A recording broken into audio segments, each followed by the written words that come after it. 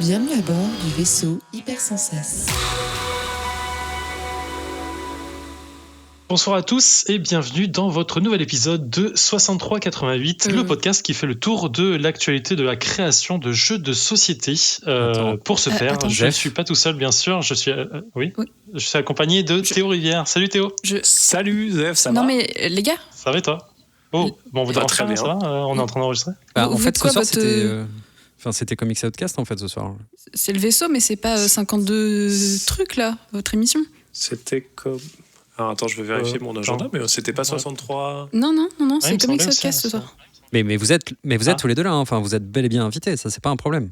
Eh bah j'ai lu un truc moi, donc je crois que je peux le faire, je crois. Bah c'est bon alors, on fait Comics Outcast. Ouais, j'ai lu des règles de jeu aussi, on peut y aller. Bon bah ok, c'est parti alors. Allez.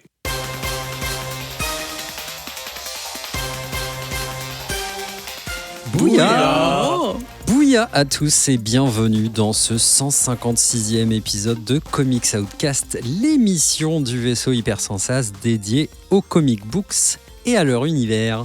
De retour ce soir pour vous raconter nos dernières lectures, nos derniers coups de cœur, nos recommandations.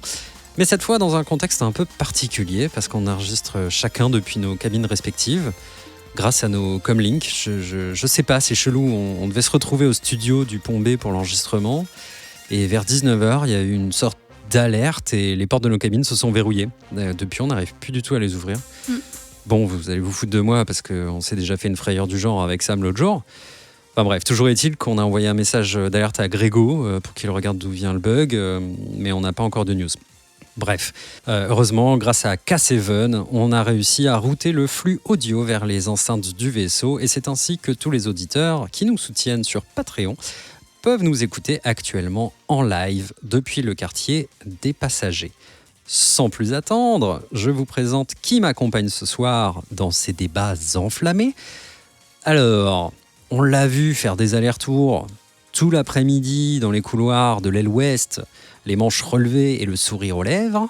C'est Nivrae. Oui, bonsoir.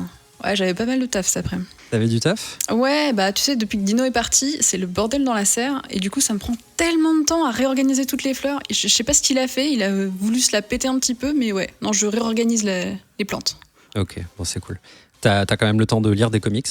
Ouais, un petit peu, bah, je me suis surtout préparée pour ce soir, et pour le focus, j'ai relu quelques trucs, je vous en parlerai.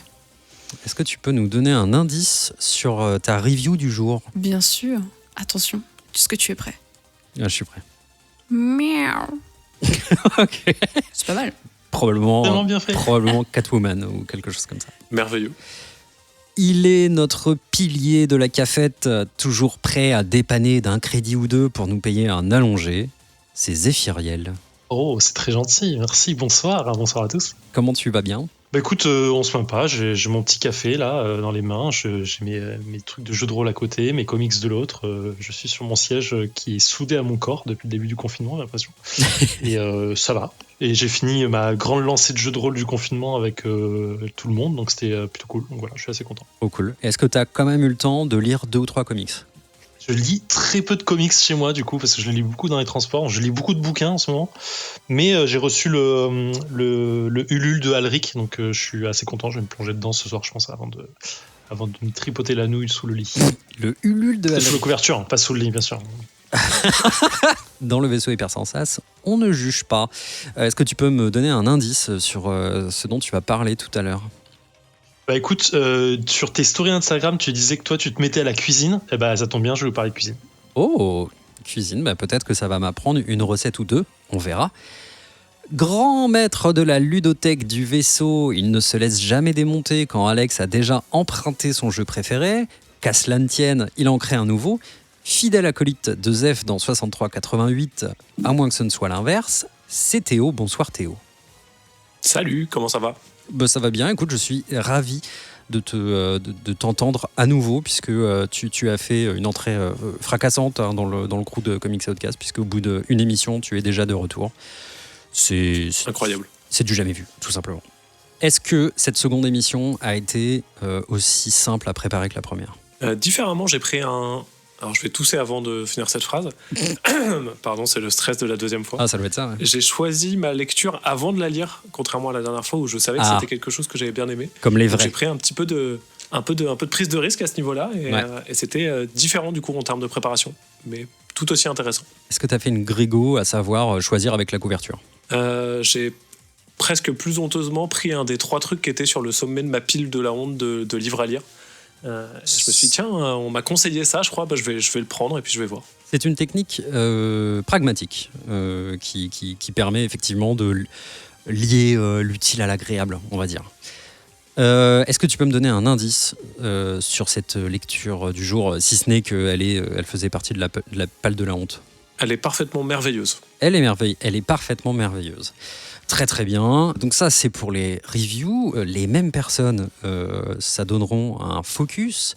Dans ce focus, qu'est-ce qu'on va faire ? On va peut-être donner des petites idées de cadeaux qui seraient liés à une festivité imminente.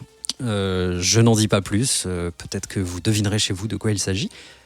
Et enfin, pour conclure, en hors les bulles, Nivrae nous parlera de son amour pour Spider-Man Miles Morales. Et nous, on a tout un tas de questions pour elle et sur son expérience de ce jeu. Je crois avoir fait le tour. Est-ce que tout le monde est prêt ? Oui. Ouais. Ok, alors Comics Outcast 156, c'est parti.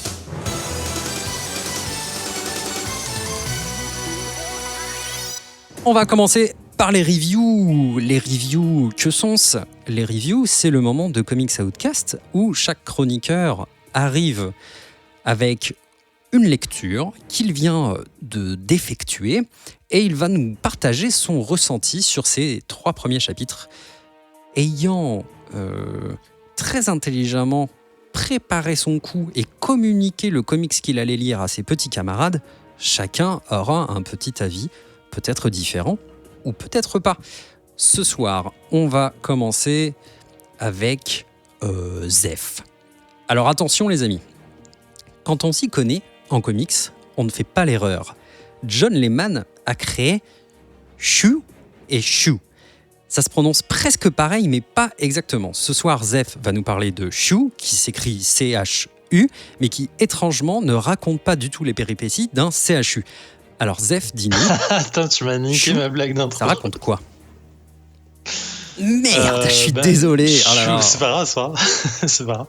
Eh ben, je vais vous parler de Shu, donc d'un comics qui vient donc de Shu, qui est la suite de Shu, qui était un comics de 2000, je vais pas dire quand même 2009 environ. Il était sorti au début. Donc Shu, C-H-E-W, qui est donc un comic de John Layman à la base, qui avait été créé par lui et qui avait été mis en couleur et dessiné par, je ne me souviens plus, mais je vais le trouver, Rob Guillory, qui donc raconte sur je ne sais plus combien d'épisodes l'histoire d'un policier qui est cybopathe, qui peut donc connaître la vie de ce qu'il ingère. Donc lorsqu'il mange de la viande, il voit la vie de l'animal qu'il vient de manger jusqu'à sa mort avant d'arriver dans son assiette. Ce qui est plutôt intéressant pour un flic, puisque lorsqu'il va enquêter sur des meurtres, il mange un bout de cadavre et du coup il sait à peu près ce qui s'est passé. Sauf pour les betteraves. J'avais pas réalisé à quel point c'était assez proche de iZombie dans le fond. De la série iZombie, oui, effectivement, ouais. Dit comme ça, c'est assez vrai. Sauf que c'est pas, on n'a pas l'intrigue de iZombie dedans, parce que là, tous les pouvoirs entre guillemets qui sont dans le monde de Shu sont reliés à la bouffe ou à la façon de l'ingérer ou au repas ou ce genre de choses, dans tous les cas. Donc c'est vraiment un délire que s'est tapé John Layman là-dessus. Et donc la série s'est terminée il y a un petit moment avec un final qui était assez cool en vrai. Si vous l'avez pas lu, c'est une série que je vous conseille très très très très fortement. On en avait parlé dans un vieux comics podcast, donc j'ai pas le numéro sous les yeux. Mais c'était vraiment, c'est une super aventure. Et donc John Layman remet le couvert, vous l'avez ou pas, accompagné de Dan Buldwood, qui est donc son dessinateur sur la série.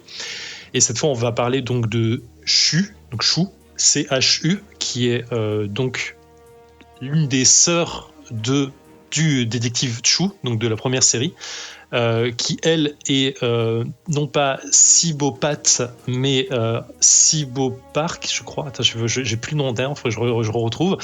Et qui elle a un pouvoir un peu plus spécifique au fait de connaître, quand elle mange avec quelqu'un, quand elle mange le même repas de quelqu'un à la même table, elle est capable de découvrir ce que c'est l'autre, de comprendre ce que c'est l'autre et de comprendre ses habilités et le reste. C'est assez bizarre dit comme ça. Donc en fait, quand on commence le comics, on arrive sur une première page assez jolie. Moi j'aime plutôt le style que nous livre ici Dan Boldwood. On a en fait donc la protagoniste Chou qui est au milieu d'une scène avec plusieurs gangsters autour d'eux. On présente Monsieur Baker qui apporte un gâteau qui ressemble à une banque, puisque c'est une forme de banque en tout cas. Chacun mange un bout de gâteau et on vient nous présenter toute la team qui est en train de se préparer à faire un casse. Donc on a Mr. Knife, Mr. Gun, Miss Strong, Mr. Gateway, Mr. Lock, chacun a sa spécialité. Et ils vont partir en fait faire un casse sur la maison d'un autre mafieux qui est le plus gros mafieux de la ville. Donc ils présentent un peu leur plan. Ça fait un peu un montage à la Ocean Eleven. En fait, chacun monte le plan, comment ils sont préparés et tout. C'est assez fun, je trouve. Et vient le moment où ils sortent de la camionnette pour se rendre sur le lieu, commencer à rentrer et à piller toutes les billets qui peuvent traîner dans la pièce. Et en fait, il y a une série de maladies. En fait, les gens tombent malades au fur et à mesure. On a Mr. Gun qui est censé être le pilier qui répond plus parce qu'il est malade, et on a Miss Strong qui est censée être la Miss ultra forte du groupe, qui se met à dégueuler mais une gerbe acide en plein milieu de la rue et tomber par terre morte dans sa maladie. Ou alors, non, elle prend une balle et elle meurt au passage. Et en fait, tout part en couille d'un coup. Et à partir de là, en fait, on va suivre Chou, donc la protagoniste principale, qui s'appelle Saffron, on dit, j'imagine, et qui va en fait, du coup, essayer de se tirer de cette affaire-là, sachant que le mafieux local va savoir que quelqu'un essaie de le piller, ainsi de suite, donc il va essayer de se venger. Et en fait, on va suivre sa vie à elle avec son partenaire dans le crime, qui va essayer de la sauver, entre guillemets, et créer d'autres coups au passage. Je vais pas aller plus loin pour le côté histoire du truc, pour pas trop spoiler, parce qu'en fait l'histoire avance assez vite d'issue en issue. Issue, vous l'avez ou pas? Et on va en parallèle suivre aussi l'enquête de son frère qui est détective et qui va enquêter sur la mort qui est en plein milieu de la rue de ses collègues qui étaient là pour faire le casse avec elle. Voilà, avant d'aller plus loin, je me demandais ce que mes petits camarades de l'émission en pensaient de ça, au hasard, Nivray. Alors, ça fait des mois, des années que Chou est sur ma pile à lire, que je n'ai jamais affronté du tout le comics, alors que pourtant je sais qu'il paraît que c'est super bien. Et du coup, j'avais un petit peu peur en me lançant dans celui-là, qui ait besoin de connaître exactement ce qui s'était passé dans les comics précédents, mais en fait, pas du tout. On n'a pas besoin, ça passe tout seul. J'ai très bien accroché. Je sais pas, ça a bien marché avec moi, le côté familial, l'aventure un peu rigolote, le concept très étrange des pouvoirs liés à la bouffe aussi. C'est un truc que j'avais pas forcément vu et que du coup, ça m'intéresse beaucoup plus pour lire Chou maintenant, puisque je pensais que c'était un truc hyper sérieux de détective et j'avais pas envie de lire un truc policier relou. Et en fait, non, vu comme ça, lié à la bouffe, ça m'attire comme pas possible. Donc j'irai jusqu'au bout d'ailleurs de la série, parce que je crois qu'elle est déjà sortie en complet, si je me trompe pas. Le premier, ouais sur le détective, elle est finie depuis un moment. Du coup, je me finis. Ouais, mais le premier arc de celle-là, je parle. Ah oui, pardon. Ouais, du coup, je pense que je continuerai en tout cas à lire. Les dessins m'ont pas mal plu. C'est limite un peu peut-être manga, dessin pour des BD d'enfants. On voit un peu plus ça comme ça. C'est un peu simple, mais hyper propre, hyper quali. Donc ouais, là-dessus, ça m'a plu en fait tout du bout, un peu tout. L'humour, l'histoire, le dessin. J'ai bien plongé dedans. Théo ? Et ben un peu pareil, ça m'a vraiment. Merci très, très Seth fort de faire l'animation pour moi, puisque j'avais coupé mon micro. Il fallait encore appuyer sur 4 boutons, je crois. Ouais, l'angoisse. Et donc toi, Théo ? Ouais, ça m'a aussi vachement enthousiasmé. J'ai lu les 5 issues de ce premier arc, simplement parce que j'ai pas réussi à m'arrêter en fait. Alors que j'avais plein de travail, ce qui est quand même bon signe de me dire terrible. ah non, en fait je veux savoir la suite là, c'est quand même vraiment chouette. J'ai trouvé ça effectivement assez frais. Alors j'ai lu un tout petit peu Chou, on va dire le premier, j'ai lu un peu l'autre série, pas en entier parce que dans les trucs, c'est mon daron qui me l'a conseillé, qui lit pas du tout de comics, mais très BD franco-belge, mais qui m'a acheté le tome 1 parce que le pitch l'avait vraiment branché. Il s'était dit tiens, ça va plaire à Théo. Trop cool. Donc j'avais lu le tome 1 avec plutôt de plaisir, mais sans chercher la suite. Et donc j'ai découvert au moment où j'ai ouvert Chou que c'était un spin-off de Chou. C'est très dérangeant, c'est très perturbant de dire Chou et Chou, mais vous l'avez quand même. C'est un peu relou, ouais, on peut le dire. Et vraiment, j'ai été très branché. Il y a un truc qui a l'air un peu trivial, mais que j'ai vraiment bien aimé, c'est on nous explique assez bien les pouvoirs, et surtout le premier chapitre, les personnages ont des notes code qui sont leurs fonctions. La femme forte de l'équipe, c'est Mrs. Strong, le mec qui cuisine des trucs, c'est Mr. Baker, et ça m'a vachement aidé à instantanément comprendre qui était qui et les enjeux. Et donc je suis vraiment très très très vite dedans. Je trouve le dessin aussi très sympa, très agréable à lire. Non, pour moi, c'était vraiment un grand plaisir, et j'ai hâte de voir le deuxième cycle pour le coup. Ouais, clairement, en fait, je trouve que l'auteur en fait perd pas de sa quali entre la première série et celle-là. En fait, quand j'ai vu que cette seconde série sortait, j'ai eu deux sentiments un peu ambivalents. C'est un premier temps, j'étais en mode putain, vas-y, il va refaire un truc. En vrai, la première série était vraiment très bien, et j'ai pas envie qu'il refasse un truc dessus et que ça soit nul, parce qu'il y a beaucoup d'expériences comme ça. Et en fait, j'étais très excité parce que je voulais avoir quelque chose encore à me mettre sous la dent de cet univers. Et franchement, je suis pas déçu de ce qu'il livre là-dedans. C'est toujours aussi fun, c'est toujours aussi coloré, c'est toujours aussi pétillant. La façon dont il raconte son histoire en une seule issue, c'est assez clair en fait. T'as toujours un petit cliffhanger assez cool. La façon dont il présente les protagonistes en 3 cases, en disant ça c'est machin est comme ça et son pouvoir c'est ça. Et en fait, je trouve ça assez bien foutu. Et vraiment, j'insiste fort, c'est vraiment une série à connaître, quoi. Le premier arc, enfin la première saison est vraiment ouf. Tout est bien pensé. Chaque épisode en fait apporte son lot de nouveautés et d'avancer dans l'enquête générale, parce que vraiment le monde avance dans tous les sens. Il y a plein de choses qui se passent partout. Il y a plein de choses à connaître. Et le mec en fait, il est jamais en rate d'imagination. Même quand il présente un pouvoir qui paraît complètement débilos, où tu te dis mais ça a l'air nul, en vrai le mec il arrive à trouver un truc, une façon de l'utiliser qui est ultra cool. Et vraiment je trouve que les interactions personnages, les sentiments qu'il met dedans et les réactions qui vont avec sont ultra fortes tout le temps. C'est-à-dire que t'as pas de demi-mesure dans ce qu'il fait.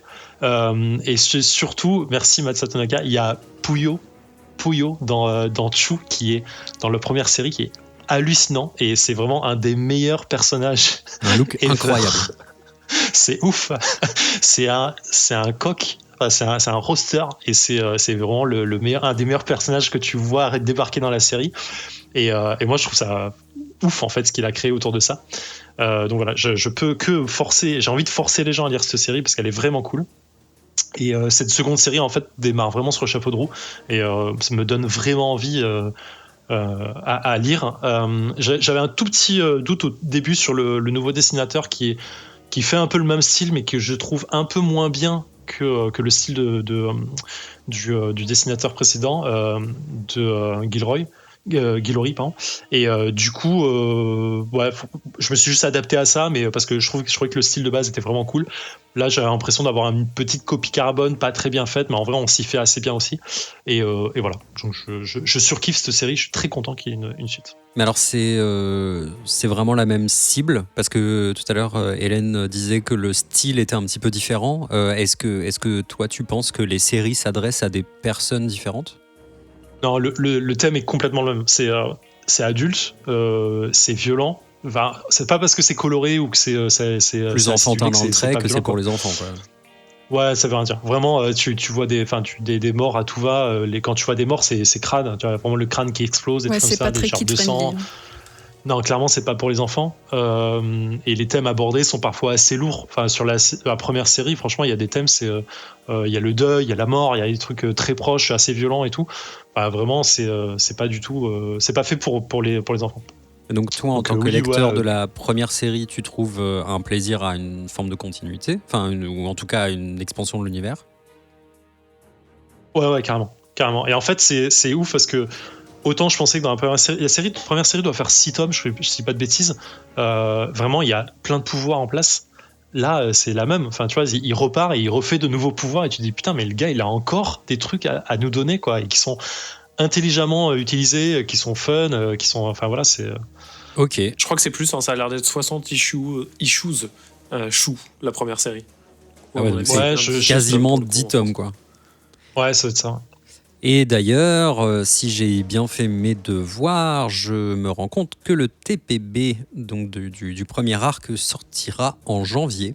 Donc vraiment très bientôt. Un peu trop tard pour être un cadeau de Noël, mais un bon début d'année, quoi. On sera content. Je parle de la VO. Ouais, 12 tomes, voilà. Effectivement. Avec ça. Donc, on recommande, hein, j'ai l'impression, quand même, globalement. Chaudement. À fond. Je propose d'enchaîner sur la review de Nivray. Nivray va nous parler d'une ongoing qui est sortie chez Image en septembre, qui s'appelle Inkblot. C'est un peu chiant à dire. Inkblot, ça fait un peu nom nordiste. Ouais, il y a un truc guttural.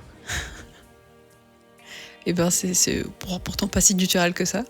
Inkblot, du coup, série ongoing de Emma Kubert et Rusty Glad, deux petits nouveaux, si on veut, dans l'univers du comics, puisque c'est leur premier ensemble. Emma Kubert, elle a un nom de famille qui est pas hyper inconnu. Et non, c'est un DJ. Puisque pardon, c'est vraiment une ref pour pas beaucoup de gens. Doit être hyper pointu parce que bon, je sais pas du tout. Mais non, c'est une troisième génération de comics. Son papa est Andy Kubert. Il a travaillé avec Neil Gaiman sur pas mal de choses. Il a fait Ultimate Iron Man. Il a bossé sur Batman vs Predator, sur du Ghost Rider. Donc c'est quelqu'un qui a quand même fait beaucoup de choses niveau comics. Et son grand-père, Joe Kubert, a entre autres créé la Kubert School, qui est une école d'art graphique, de cartoon aux US. Donc effectivement, c'est une famille qui baigne dans le comics. Je crois qu'elle a une cousine qui est éditrice, un oncle aussi qui écrit des comics. Enfin, elle baigne là-dedans et donc du coup, elle est forcément très attendue. Et avec elle, on a Rusty Glad. Et alors lui, c'est simple. Il était à l'école avec Emma et ils ont fait la même promo, ils ont fini ensemble. Du coup, lui, il a rien. C'est triste. Il a pas de passif, il a rien. C'est Rusty, quoi. Et donc, Rusty et Emma, ils bossent ensemble. Donc, pour le comics, en fait, c'est Emma qui invente l'histoire et qui fait le dessin. Et Rusty fait l'encre et écrit tous les dialogues. Voilà. Ils ont formé un petit peu un duo pour pouvoir avancer ensemble sur leur projet. Donc, le comics a commencé à sortir en septembre. Actuellement, je crois qu'il y a 4 ou 5 issues déjà disponibles. J'ai lu, je crois, les 4 premières, à peu près. Et on est dans autre chose que chou. On part dans du fantastique. Nous sommes dans une espèce de royaume où on a un château vivant qui existe depuis à peu près 600 ans. Et dans ce château vit une famille. Ce sont tous des frères et sœurs. Il n'y a pas de parents, ce sont des frères et sœurs. Tous ont à peu près environ 600 ans, ils sont là depuis très longtemps. On a un grand frère qui est le roi de ce royaume, qui est incroyable pour vaincre des monstres. On a des frères et sœurs plus ou moins sains dans leur tête, mais qui sont tous des gens qui font des choses incroyables. Et pour résumer ces choses incroyables, on a ce qu'on pense plus ou moins être l'héroïne au départ, en tout cas. On a une jeune fille, alors jeune, c'est physiquement jeune, mais qui en fait a pas loin de 600 ans, qui, elle, son rôle dans la famille, c'est d'être dans la bibliothèque et d'écrire tout ce que font ses frères et sœurs de fous dans leur vie. Donc voilà, elle a le pouvoir d'écrire, ce qui est un peu tristou, mais bon, c'est comme ça. Et alors qu'elle est tranquillement dans sa bibliothèque en train d'écrire les dernières aventures de sa famille, il se passe un truc très étrange. il y a un portail qui s'ouvre et il y a une bébête qui débarque. Et cette bébête, c'est mon fameux miaou de tout à l'heure. C'est un petit chat, un chat noir qui va, pendant tous les comics, ne dire qu'une seule chose, c'est miaou. Voilà. Et ce chat, on ne sait pas d'où il vient, on ne sait pas ce qu'il fait là, mais il est arrivé un peu par magie. Et surtout, au fur et à mesure des issues, on va se rendre compte qu'il se déplace d'univers en univers. Parce que c'est ça la spécificité de l'univers d'Inkeblot, c'est que tous les gens de cette famille dont laquelle l'héroïne fait partie, c'est qu'ils sont capables d'aller dans des univers différents pour se battre. Voilà. Et donc ce chat a l'air de pouvoir traverser les univers. Alors il fait pas grand-chose à part miauler et à part faire des trucs de chat, donc des trucs idiots. Mais voilà, il y a ce chat. Alors quand j'ai commencé Alors pourquoi j'ai choisi ce comics ? J'avais lu la première issue et je m'étais dit « Waouh, ça a l'air d'être une aventure incroyable avec une héroïne et un chat, ça a l'air cool. » Et en fait, quand tu démarres la deuxième, il n'y a plus que le chat, il n'y a plus l'héroïne. Tu lis la troisième, il n'y a toujours pas notre héroïne, il n'y a que le chat. Donc en fait, arrivé à la troisième, tu sais pas trop si celle que tu pensais être l'héroïne au début a vraiment encore un rapport avec le comics, mais je vous rassure, oui, elle en aura un peu plus tard. Donc voilà, on est dans un monde fantastique, peuplé de géants, d'elfes, de sortes de dragons et d'un chat très mignon. Alors, je suis pas plus enchantée que ça. J'ai été un peu déçue. Alors, j'avais pas mal aimé la première issue, mais le fait que derrière, on se sépare un petit peu de l'espèce de libraire écrivaine, ça m'a un petit peu attristée parce que je pensais qu'elle serait un peu plus ancrée dans l'histoire. Ancrée, bien sûr, Ink. Mais non, on est vraiment plus sur le chat. On est vraiment plus sur presque des issues à histoire unique. En fait, c'est les aventures du chat, une issue, une histoire de chat. Et du coup, ça me déçoit un petit peu. Et il y a aussi le dessin qui fait que ça m'attire pas plus que ça, puisque le dessin, je l'ai pas trouvé parfait en permanence. On va dire qu'il y a des moments qui sont un peu gênants visuellement, en particulier quand ils se mettent à dessiner les personnages de profil. Je trouve que tous les profils de personnages sont très dégueulasses. Et pourtant, tout ce qui est ville, bâtiment, ça, je trouve ça beau. Mais de temps en temps, t'as des visages de personnages et tu fais des mais ça, je trouve que ça arrive vraiment à partir de la deuxième issue. Enfin, ça m'a plus marqué après. C'est voilà. Le moment où l'illustrateur était un peu plus dans le speed. Non, mais c'est possible. Mais ouais, au début, je trouvais ça hyper stylé. Et après, la deuxième issue, tu démarres avec une histoire qui t'est racontée. T'as des personnages, à un moment, le personnage se met de profil. Et là, j'ai fait un peu genre, on dirait moi qui dessinait des visages, tu sais, en faisant je sais pas, des formes de profil un peu dégueulasses, quoi. Sans trop connaître les proportions, les placements des yeux, du nez. Ça me. Voilà. Mais t'as quand même lu la 4e issue, donc t'as été. Parce qu'en fait, il y a un moment où je me suis dit, je veux savoir qu'est-ce qu'il a, ce chat, en fait. Est-ce qu'on va revenir à la famille au départ ? Il y a un moment où il te manque des infos. Et en fait, à la 4e issue, tu recomprends un petit peu le lien entre la famille et le chat. Mais disons que sur la 1, la 2, la 3, tu vois pas forcément des masses le rapport entre chacune, quoi. Ouais. Ce que je trouve un petit peu dommage. Ça, pour moi, ça passerait pas forcément le Z2E test des 3 issues, quoi. Le test de Z2E. C'est ça. Zef, t'en as pensé quoi, toi ? Bah écoute, j'étais assez accroché sur la première issue. Parce que le côté chat qui apparaît, qui semble être une créature interdimensionnelle et surtout qui a l'air mine de rien assez badass, sans vouloir trop spoiler, j'ai assez accroché. Et en fait, à la deuxième, il y a un truc qui m'a... Je sais pas, ça m'a moins pris. J'ai continué à lire ou la narration. Alors le dessin, je vais lire après, mais moi j'aime pas du tout. Je suis pas très fan. J'ai un mal fou à accrocher. En fait, je trouve que le chat est très bien fait et c'est ce qui, il est très bien fait. En vrai, c'est une tache noire qui est juste et des yeux verts, dessinée sur le truc avec les yeux verts et je trouve de fait assez bien fait et mignon. Mais je trouve qu'il y a un vrai problème de proportion sur le reste des personnages. J'ai l'impression qu'il y a des têtes un peu trop grosses pour les corps, des bras mal foutus.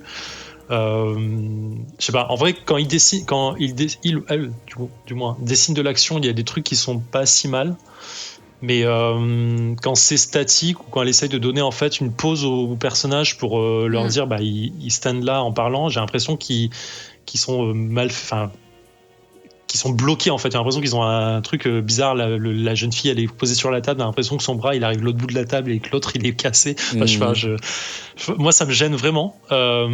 Après, c'est pas, ça me rebute pas non plus, mais juste, j'ai du mal à accrocher correctement. Et je sais pas, ouais, la deuxième issue, j'ai moins accroché. Et après, en fait, je me suis rendu compte en finissant la troisième que j'avais à peine retenu ce qui se passait dans l'histoire. Donc, j'étais pas super accroché. C'est dommage parce que je pense que la base était cool, quoi. Ouais, mais la base la première histoire est plutôt cool. Le chat qui apparaît sur une erreur de. Et puis on t'introduit un univers qui a l'air assez fat avec une histoire d'une famille qui fait plein de choses. Enfin, c'est pas ça qu'on te raconte derrière. Enfin, t'as pas ça derrière, quoi. C'est un petit peu dommage, je trouve. Ouais, c'est un peu.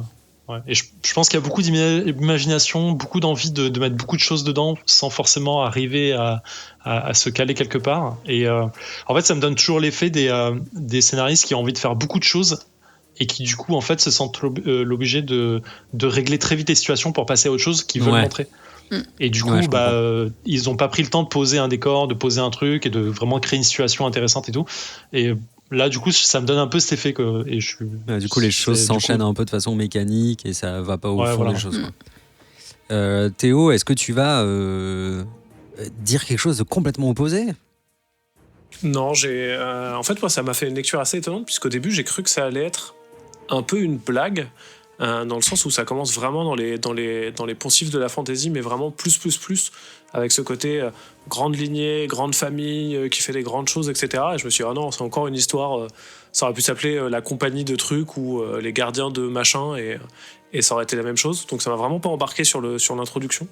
J'avais peur que ça soit très classique, et je rejoins mes collègues, le dessin m'a peu enthousiasmé aussi. Et d'un coup arrive cette espèce de petit twist qui m'a tout de suite, lui par contre, embarqué de « Ah mais non, en fait on va suivre la bibliothécaire quoi ». Et là à fond, la bibliothécaire elle écrit beaucoup aussi, mais on va pas suivre les aventures, on va suivre un peu la paria de la famille qui est un peu l'intello et qui vit sa vie dans sa bibliothèque. Et tout de suite j'étais embarqué par « Ah, on prend un truc très cliché de la fantasy mais on le prend un peu à revers ». Ah non, il y a un truc qui apparaît, c'est quoi ? Ah bah c'est un petit chat, bah c'est parfait, c'est trop rigolo, c'est un petit chat. Ah, ils vivent leur première petite aventure dans les issues, dans la première issue, c'est cool. Parfait, bah je suis branché par ça quoi. Donc pareil, j'étais peu enthousiasmé au début, mais j'étais assez enthousiasmé à la fin de la première issue et assez déçu de voir que la 2, 3 et 4e, parce que pareil, je me suis motivé à lire les 4 quand même, c'était en fait une histoire de fantasy assez banal au-delà de ce chat en fait. En fait, ça trahit un peu la promesse, le petit frisson que tu peux avoir dans la une à te dire c'est original, en fait non. Ouais, clairement. J'ai cru que ça allait partir sur... alors j'ai aussi projeté mes attentes, mais j'ai cru que ça allait partir vers un truc un tout petit peu décalé par rapport au récit de fantasy classique, et ça aurait pu être ça, mais en fait non. Alors je crois que ça m'a déçu. Le sentiment utile aurait été... Oh là, ça ne veut rien dire cette phrase. Le sentiment aurait-il été différent si vous aviez lu ça en TPB peut-être ? Je sais pas. Pour moi, c'est difficile d'arriver à 3-4 issues et d'avoir déjà déçu. Enfin, on reste toujours dans la déception en fait par rapport à ce qu'on attendait après avoir fini la première. Je trouve que ça fait beaucoup. Tu peux avoir une issue, avoir la deuxième qui est un peu molle, où il se passe pas grand chose, ou alors où tu vois pas le rapport, mais il faut que la troisième, tu rassembles un peu tout ça. Ouais. Je trouve ça un petit peu juste là. Et je dirais pas que c'est un total raté, mais c'est dommage parce que l'univers qui te présente dans la première, il est hyper intéressant. Et dès la deuxième, t'as l'impression d'avoir perdu presque tout ça, quoi. Je vais peut-être... Est-ce que je le dis ou je le dis pas ? Est-ce que Image nous déçoit pas un petit peu en ce moment ? Je sais pas. Après, tu vois, je me dis que étant la petite fille d'eux, elle a peut-être possiblement un nom de famille qui fait pas ce droit. Donc ils ont validé un truc qu'ils auraient peut-être pas validé chez quelqu'un d'autre, tu vois. Tu crois ? Ouais. Je n'irai pas à spéculer sur ce que Image valide ou pas par rapport au nom des gens quand même. Je pense que c'est un peu. Elle a un nom de famille, t'es un peu vendeur quand même. Ouais. Après, je pense qu'il y a eu pire chez Image. Enfin, à mon sens, je pense qu'il y a eu pire chez Image que ce comics, clairement. Et après, je sais pas si c'est en ce moment qui déçoit ou pas. Enfin. En fait, j'ai le sentiment. C'est édité chez Image aussi. On en a parlé juste avant. Quoi. Oui. Mais peut-être me trompe-je, et peut-être que je réécris un peu l'histoire, mais j'ai la sensation en tout cas au début de Comics Outcast, quand j'ai vraiment commencé à lire beaucoup de images, j'avais presque l'impression que tu pouvais prendre n'importe quoi, c'était vraiment très très bien. Peut-être aussi que je découvrais un autre univers et une autre partie de l'univers des comics, et que du coup je tombais de ma chaise à chaque fois en bien, en me disant putain, c'est vraiment incroyable. Après, on a toujours un peu choisi chez Image, tu vois, il y a toujours eu des trucs qui n'étaient pas non plus fantastiques, mais du coup, on passait à côté, quoi, je pense. Enfin, je pense que c'est un peu comme tomber chez DC et dire ah putain, tous les super-héros c'est ouf. Alors, en vrai, il y a des trucs qui sont pas cool. Et, c'est juste non, qu'on mais les ça, on le prend sait pas, déjà. quoi, par défaut. Mais non, ouais.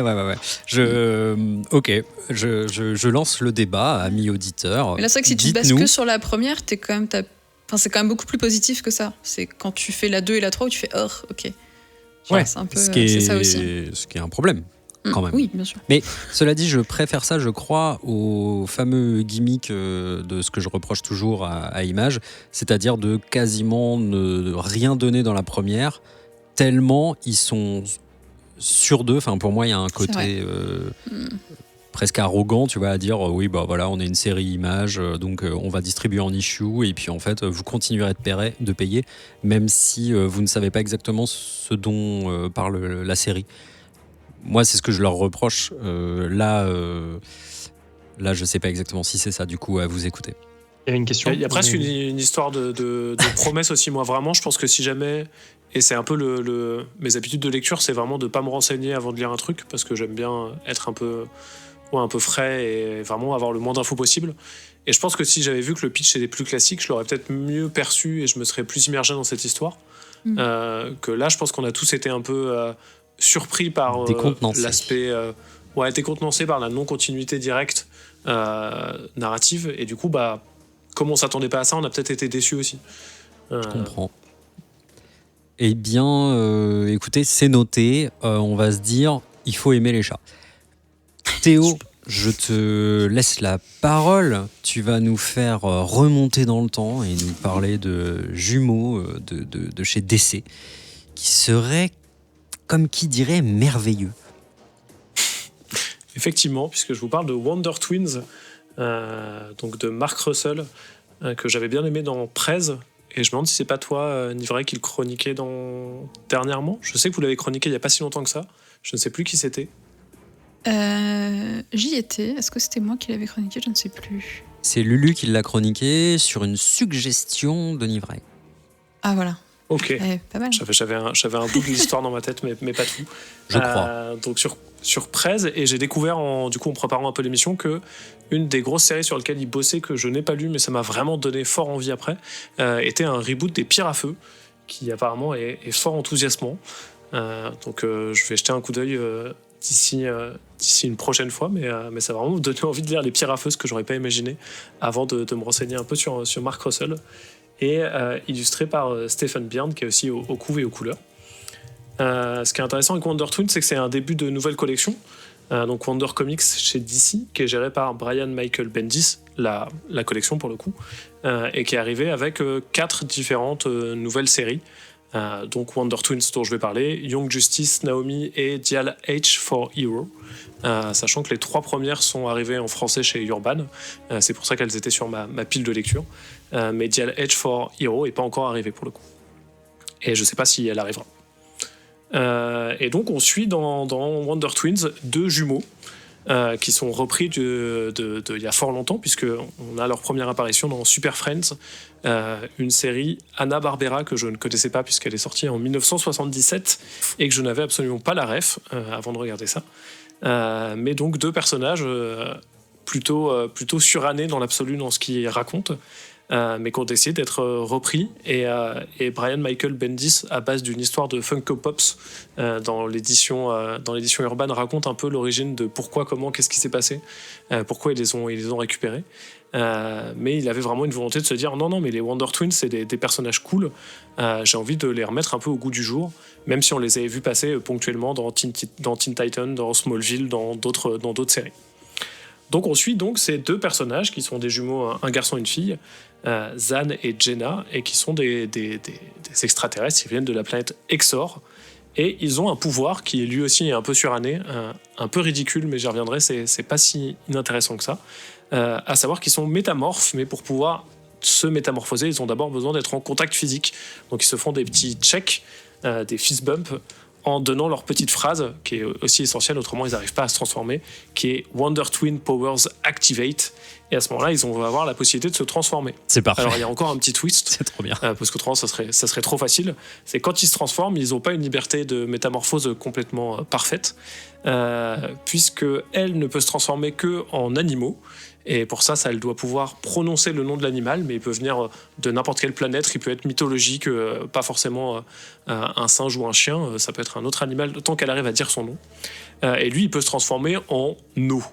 Alors en eau, en H2O, quoi, sous n'importe quelle forme. Donc il est des fois un peu gazeux, comme ça. Il y a une petite blague où il fait la patinoire du lycée, où il devient une grande patinoire gigantesque. Et donc il peut se transformer que en eau, ce qui n'est pas forcément le pouvoir le plus sexy. Et le comics commence par leur arrivée sur Terre, recrutés par Superman, qui a fait un petit tour sur la planète, et leur papa a dit un peu à Superman, ouais, tu pourrais prendre mes ados, là ça devient un peu compliqué, ça serait cool si tu pouvais les ramener sur ta planète. Et donc ils sont un peu en stage, pépouze, à la Justice League. Donc ils vont au Lot Justice après le lycée, pour apprendre un peu des super-héros, et puis pour vivre un peu la vie des adolescents classiques terriennes, et voir un peu comment ça se passe. Avec une dimension, et je vous le spoil un peu, j'en parlerai plus un peu juste après, mais assez humoristique, hein. On rigole pas mal, et c'est assez satirique, assez rigolo, notamment sur leurs pouvoirs qui sont un peu moqués dès le départ, où on a une belle scène dès le départ dans la première issue, où Superman explique à ses potes que désolé, mais en fait on va avoir des stagiaires. Donc il y a Wonder Woman et Batman, et ils font un peu la gueule. Et Superman dit ah ouais, mais ils ont des pouvoirs quand même, ils sont métamorphes, quoi. Elle peut se transformer en animaux, et puis lui il peut se transformer en eau, quoi.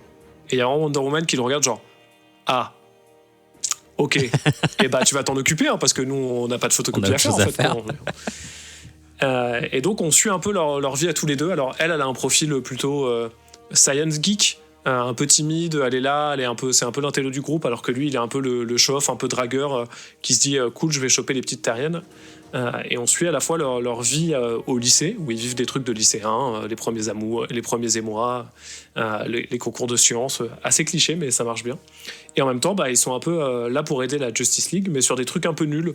Du coup, ils affrontent le grand méchant de ce premier cycle, c'est la Ligue des désagréables, qui sont des super vilains, mais pas très relous, quoi. Ils sont juste si relous pour le coup, ils sont juste un peu chiants, mais ils font pas trop peur, quoi.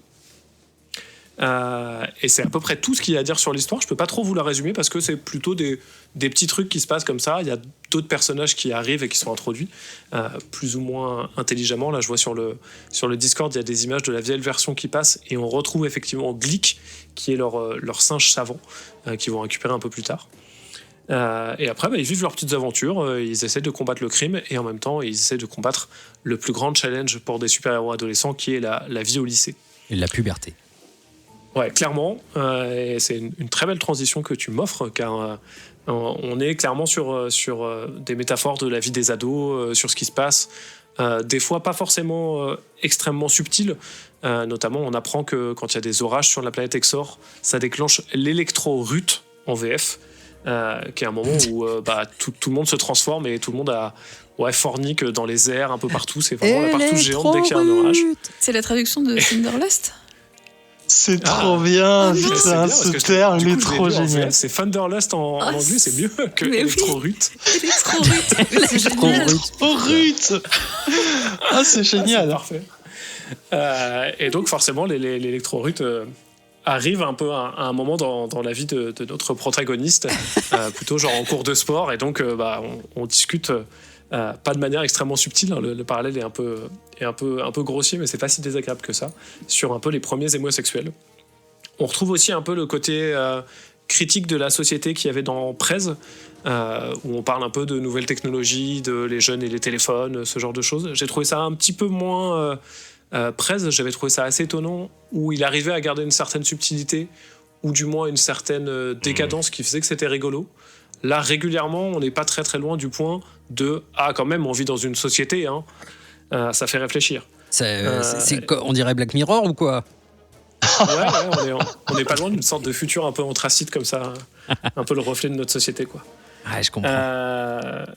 Et je sais pas si ça m'a dérangé. Alors il y a un truc que j'ai pas précisé, mais il y a vraiment quelque chose de... C'est plutôt une lecture pour les adolescents et les adolescentes. Clairement, je pense que c'est la cible sur cet aspect un peu action-humour aussi. Et du coup, je sais pas si cette métaphore, à la fois de l'adolescence et cette critique de la société moderne, le fait qu'elle soit un peu légère, c'est parce que j'ai un tout petit peu grandi depuis mes 16 ans, ou si c'est parce qu'elle est un peu maladroite. Mais des fois, ça fait quand même un peu vieux qui s'adresse à des ados. En tout cas, j'ai eu l'impression. Salut les jeunes. Alors, on est en électro-rut ou quoi?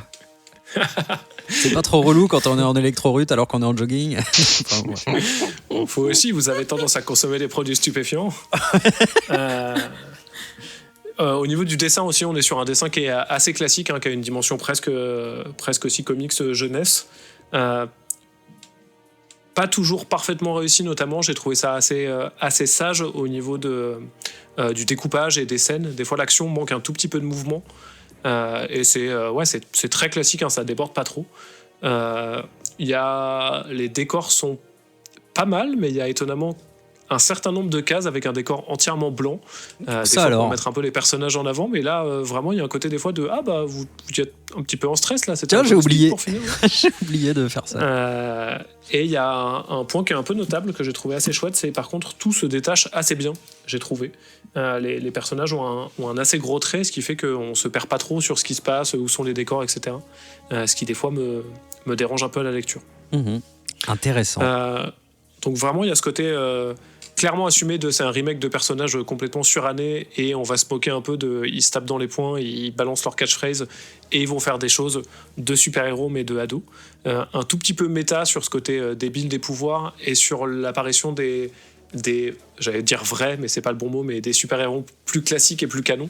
On a notamment un chapitre absolument délicieux où Batman et Superman nous livrent une anecdote de honte adolescente pour qu'on comprenne un peu et que le personnage principal puisse se rendre compte que c'est normal, l'adolescence c'est pas facile, mais regardez, Batman il a quand même réussi à devenir dark, même si son adolescence c'était pas cool. Donc assez classique, je me suis quand même plutôt marré, j'ai pas passé un mauvais moment, mais je sais pas, et ils ont annoncé qu'il allait y avoir une suite, c'est en 12 issues, c'est déjà sorti, la suite arrivera en VF. Et je pense que j'irai pour le plaisir, mais je sauterai pas acheter le tome 2 chez Urban à la sortie. Je comprends.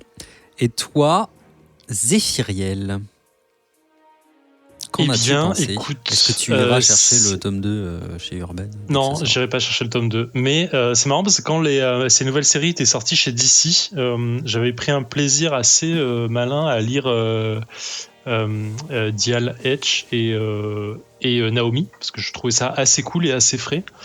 Et autant, quand j'avais vu cette série, je m'étais dit non. Je l'avais mis de côté, en me disant j'irai jamais la lire.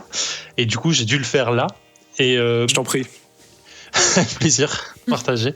Mais en vrai, j'ai été assez surpris du coup, de façon assez positive par le ton donné à la série. Et j'étais donc du coup plutôt enclin à lire la suite assez facilement. En tout cas, quand j'ai la suite, c'est après la première issue. Parce qu'en fait la première issue elle est fun, elle est vraiment marrante en fait. Il y a vraiment des trucs, tu te dis ils prennent tout au troisième degré et genre quand Superman il explique aux Wonder Twins qu'ils ont mis un dispatch en place parce que ils en avaient marre que tous les super héros arrivent pour un seul truc, genre un braquage de banque, ou qu'ils envoient Black Bolt au milieu de l'océan pour combattre un truc. Enfin, tu vois, il y avait des trucs qui avaient aucun sens. Je me suis marré quand Wonder Woman fait la blague de t'as fait ça en secret, c'est plutôt le style de Batman, c'est bizarre de toi. Je trouvais ça marrant. Bon, il y a des petits trucs qui sont fun, je trouve. Mais quand j'ai vu Miss Piglet apparaître, je me suis dit ok, là ça va juste plus être marrant en vrai, ça va être chiant. Et du coup le reste c'était tombé un peu dans ce sens-là de tiens, t'as la ligue des méchants pas très bons qui est là parce qu'il faut pas leur mettre des vrais vilains en face. Il y a tout ce contexte un peu de seconde zone qui fait que j'ai l'impression que tu maltraites ton propre héros en fait, du coup, en faisant ça, quoi. C'est un peu l'effet que me faisait Super Sons sur ça. C'est quand il y a de très bonnes histoires, et en fait, quand ils prennent des vilains qui sont de leur niveau et qui sont de seconde zone, tu dis tu maltraites tes propres héros là-dessus, et du coup, bah, tu leur donnes pas assez d'intérêt eux-mêmes, en fait, tu vois. Tu leur donnes que des intrigues un peu lourdingues, un peu nulles, qui ont aucune conséquence réelle, et tu le sais. Et du coup, bah, ça rend pas ton héros assez brillant, je trouve. C'est un peu dommage. Et donc, du coup, voilà. C'est pas foufou, je trouve. Pas foufou. Hélène, toi, foufou, pas foufou? Eh ben, moyen foufou, on va dire. Je pense que au début, j'avais bien accroché parce qu'ils sont un peu cool, tu vois. Ils sont marrants, ça change un petit peu. Le côté un peu décalé avec le reste des super-héros, ça marche bien. Je l'ai trouvé attachant, tu vois, le petit duo. Mais après, quand ça avance, c'est pas forcément que ça tourne en rond, mais ça m'a moins intéressé. La ligue, effectivement, des méchants en carton, là, c'est pas incroyable. Je sais pas, la première issue était très cool. D'ailleurs, je sais plus pourquoi, parce qu'il me semblait que j'avais voulu le chroniquer, mais j'avais dû changer de comics au dernier moment. Parce que quand Théo l'avait proposé, je me suis dit, bah, on l'a pas déjà fait ça. Et en fait, non, j'avais lu la première, j'avais pensé à le faire, et finalement, je l'ai oublié, que je pense, quand la troisième est sortie. Voilà.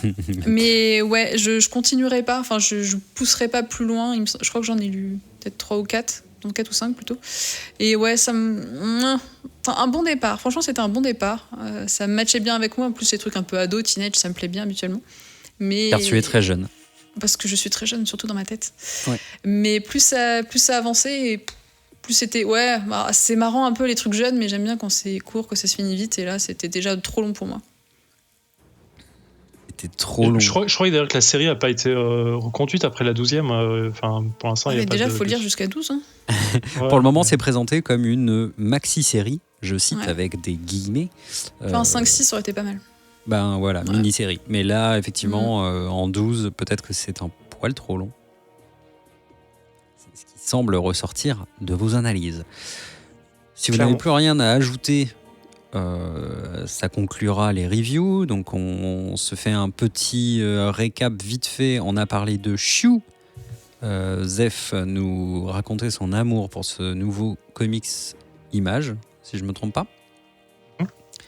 Nivrae nous a parlé de Inkblot, une série fantasy, mais pas trop, mais quand même un peu trop, avec Faut aimer les chats, chez Image également, qui a commencé en septembre. Et Théo vient de nous parler de Wonder Twins, une série qui semble efficace pour les adolescents en électro-rut. Apparaître bientôt dans toutes les bonnes crèmeries. Je vous propose une petite pause, après quoi on parlera de quelques recommandations secrètes.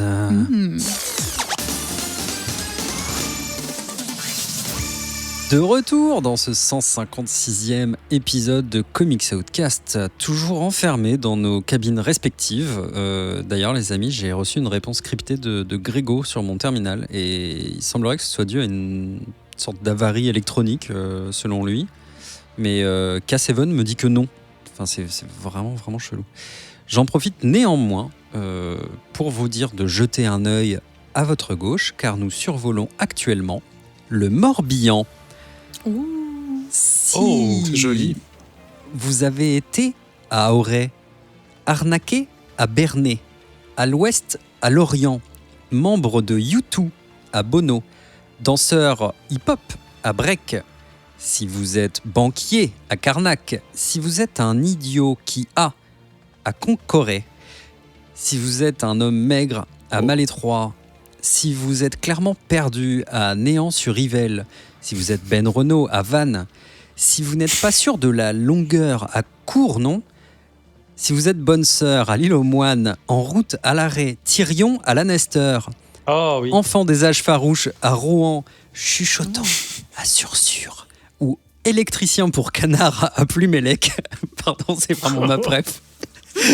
Vous êtes sûrement au courant de l'existence du Patreon de Vaisseau Hypersensas, un collectif de maintenant 8 podcasts et un univers partagé qui ferait pâlir le MCU.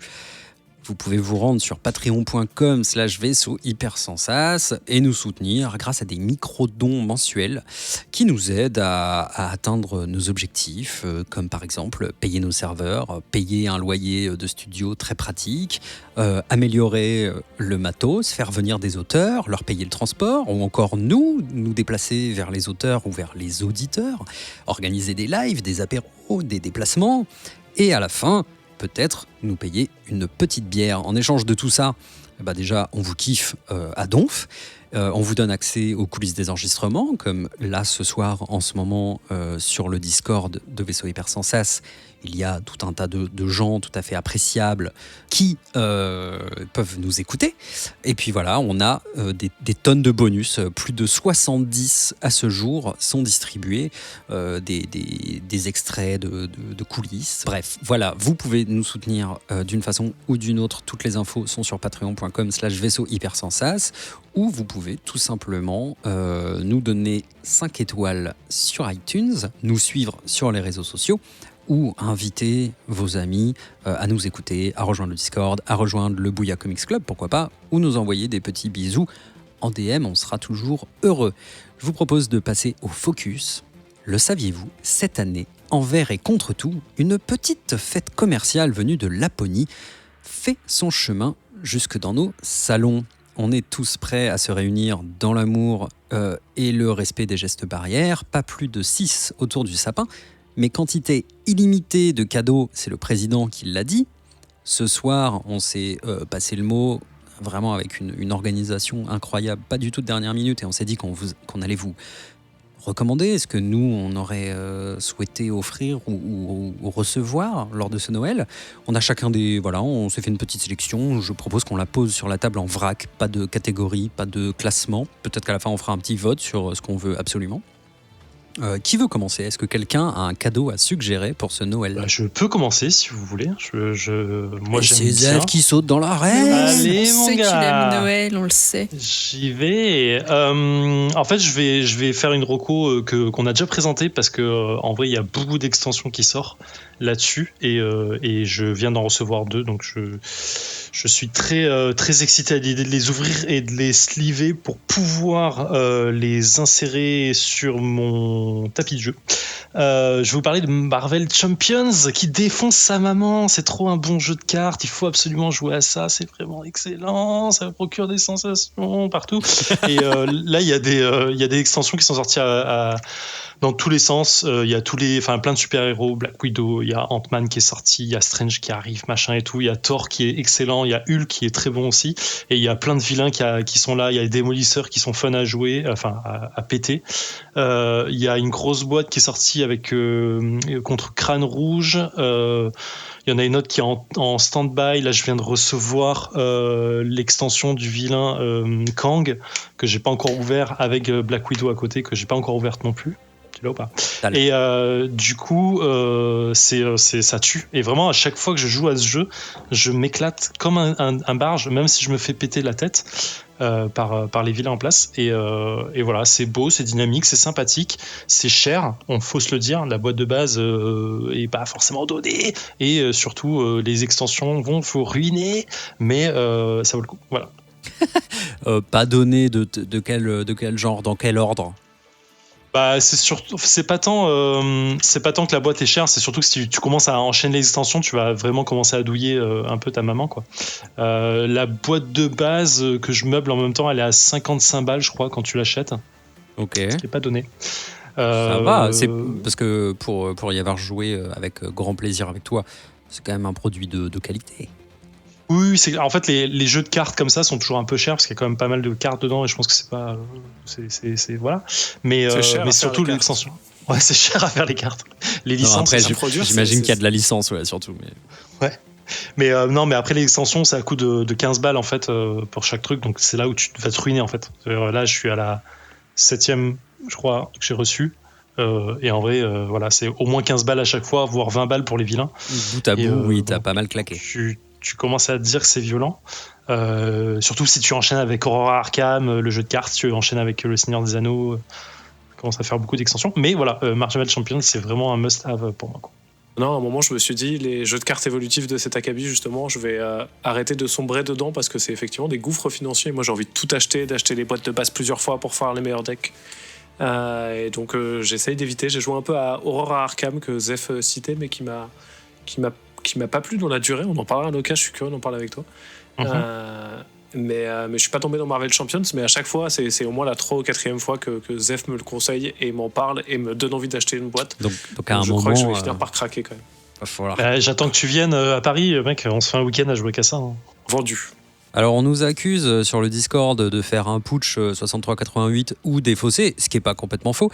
Hélène, est-ce que tu peux contrebalancer avec une recommandation Bien sûr, hein, je fais une recommandation culinaire. Ça change un peu. Oh. Culinaire, mais pas tout à fait, mais un peu quand même. Je pense que Adrien pourra témoigner, mais avec le confinement, on s'est tous remis à faire à manger. Ouais, c'est vrai. On a découvert une pièce chez nous qui s'appelait la cuisine. Et du coup, comme plusieurs fois par an, GastronoGeek sort un bouquin de cuisine. Et là, il a sorti le 2. Et il y a pas mal de recettes qui sont liées aux comics. Du coup, je me suis dit, bon plan, ça fait un bon truc pour Noël. Cadeau pour les amateurs de comics. Mais oui, non, mais c'est clair. Il y a, alors, c'est un peu plus lié au film, hein, bien sûr, parce que c'est plus facile de visualiser de la bouffe dans les films, enfin, pour les comics en tout cas. On a par exemple le shawarma de The Avengers. On se souvient bien sûr qu'ils mangent à la fin. Ouais. On a... qu'est-ce qu'on a par exemple ? On a le fish taco de l'amitié aussi, pour Avengers Endgame. On a des repas wakandais. Oui, c'est ça, wakandais. Un mouchou du dragon pour Iron Fist. On a aussi une carbonade de Wonder Woman. On a le chimifucking-changa pour Deadpool, bien sûr. Et on a même le egg sandwich de Sal pour Harley Quinn. Donc il y a pas mal de références. Alors bien sûr, autour de ça, t'as du Spider-Man, mais t'as aussi du jeu vidéo, de la pop culture un peu plus large, avec des films de votre enfance qui vous toucheront profondément.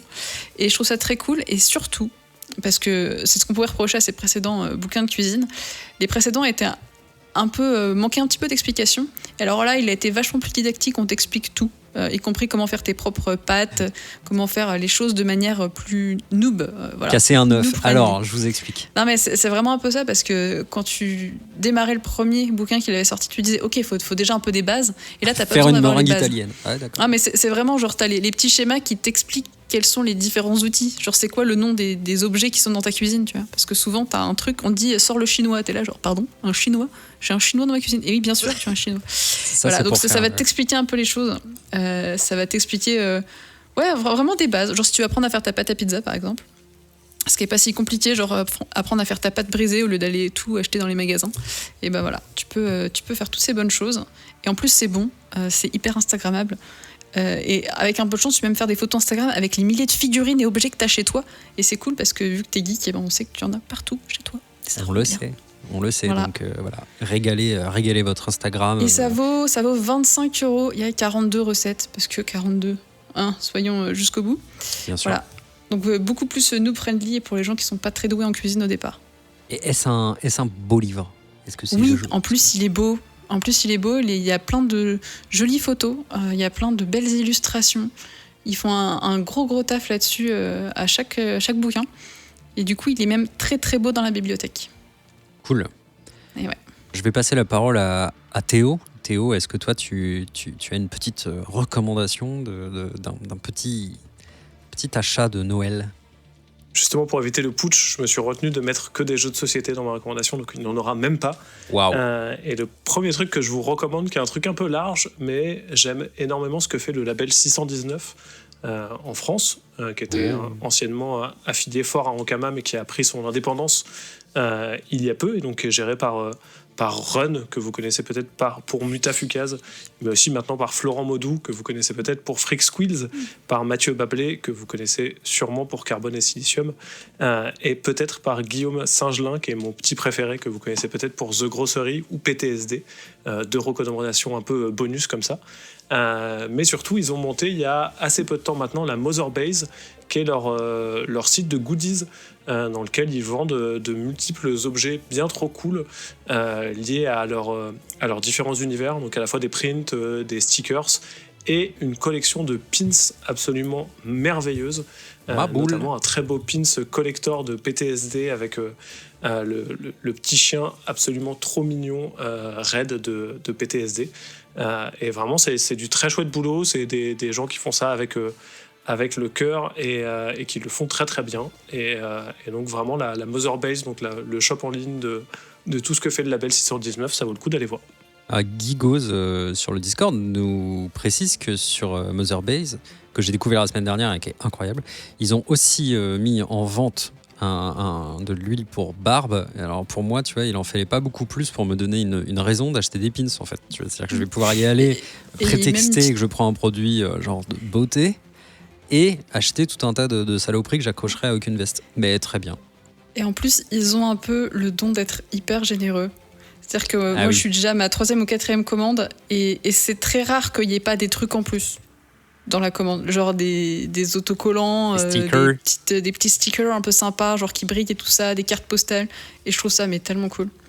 Je vis Mother Base. Des gens en or, hein, comme on dit. Oh, bah, bien sûr. Zef, tu nous t'attaques la deuxième salve, le deuxième round. Allez, mon gars, puisqu'il n'y avait pas assez de défaussés dans cette émission, je vais en rajouter encore un peu. Allez. Tout le monde doit connaître Splendor, le jeu de cartes qui est sorti il y a un petit moment, qui a fait son petit carton il y a très longtemps maintenant, qui a une des belles extensions, qui est un super jeu par ailleurs que je conseille très fortement si vous ne l'avez jamais joué, qui est chez Asmodée. C'est les Space Cowboy qui a fait ça. Et ils ont sorti, évidemment, parce qu'on parle de comics dans cette émission, une itération Splendor spéciale Marvel avec le gant de Thanos, ce qui est loin d'être con parce que dans Splendor, en fait, on va cumuler des joyaux pour pouvoir acheter des cartes. Et bah voilà, ça tombe bien, on va faire donc le gant de Thanos à travers ce nouveau jeu. Et en vrai, quand j'ai vu le jeu à la base, je me suis dit, oh les mecs, sérieux, c'est un peu nul de faire un habillage un peu débilos Marvel. Et j'ai regardé les règles, j'ai pas encore le jeu, mais vous avez noté dans ma phrase qu'il y a un petit mot qui implicite quelque chose. Mais c'est clairement un jeu que je veux parce que Splendor, c'est vraiment un très bon jeu. Théo pourra me back up là-dessus, j'espère en tout cas. Mais c'est un très bon jeu de ressources dans lequel en fait il faut être, c'est un monde tactique. Il faut être intelligent, bien penser ses prochains coups.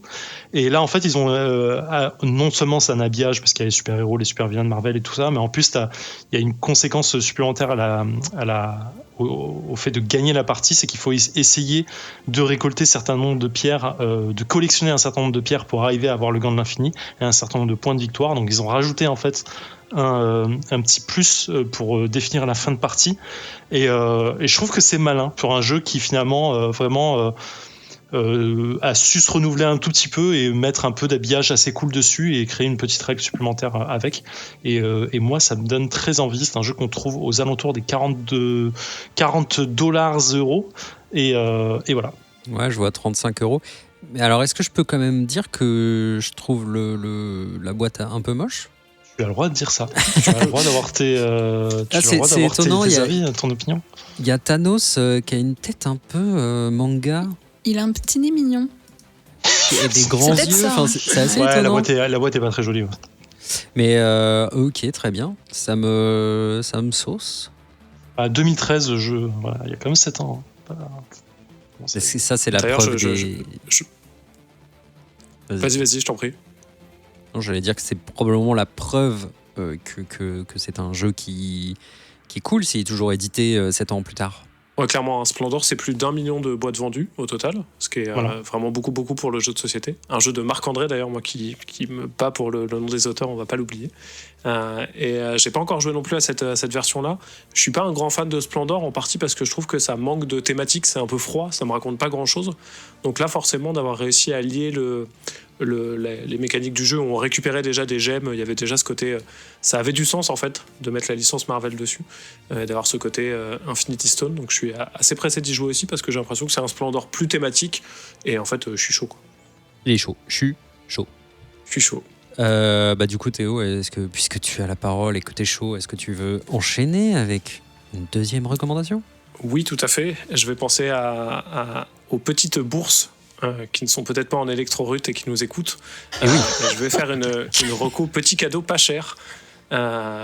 Et j'ai envie de vous parler un petit peu de Florence, qui est un jeu vidéo, qui est une app aussi, qui est absolument...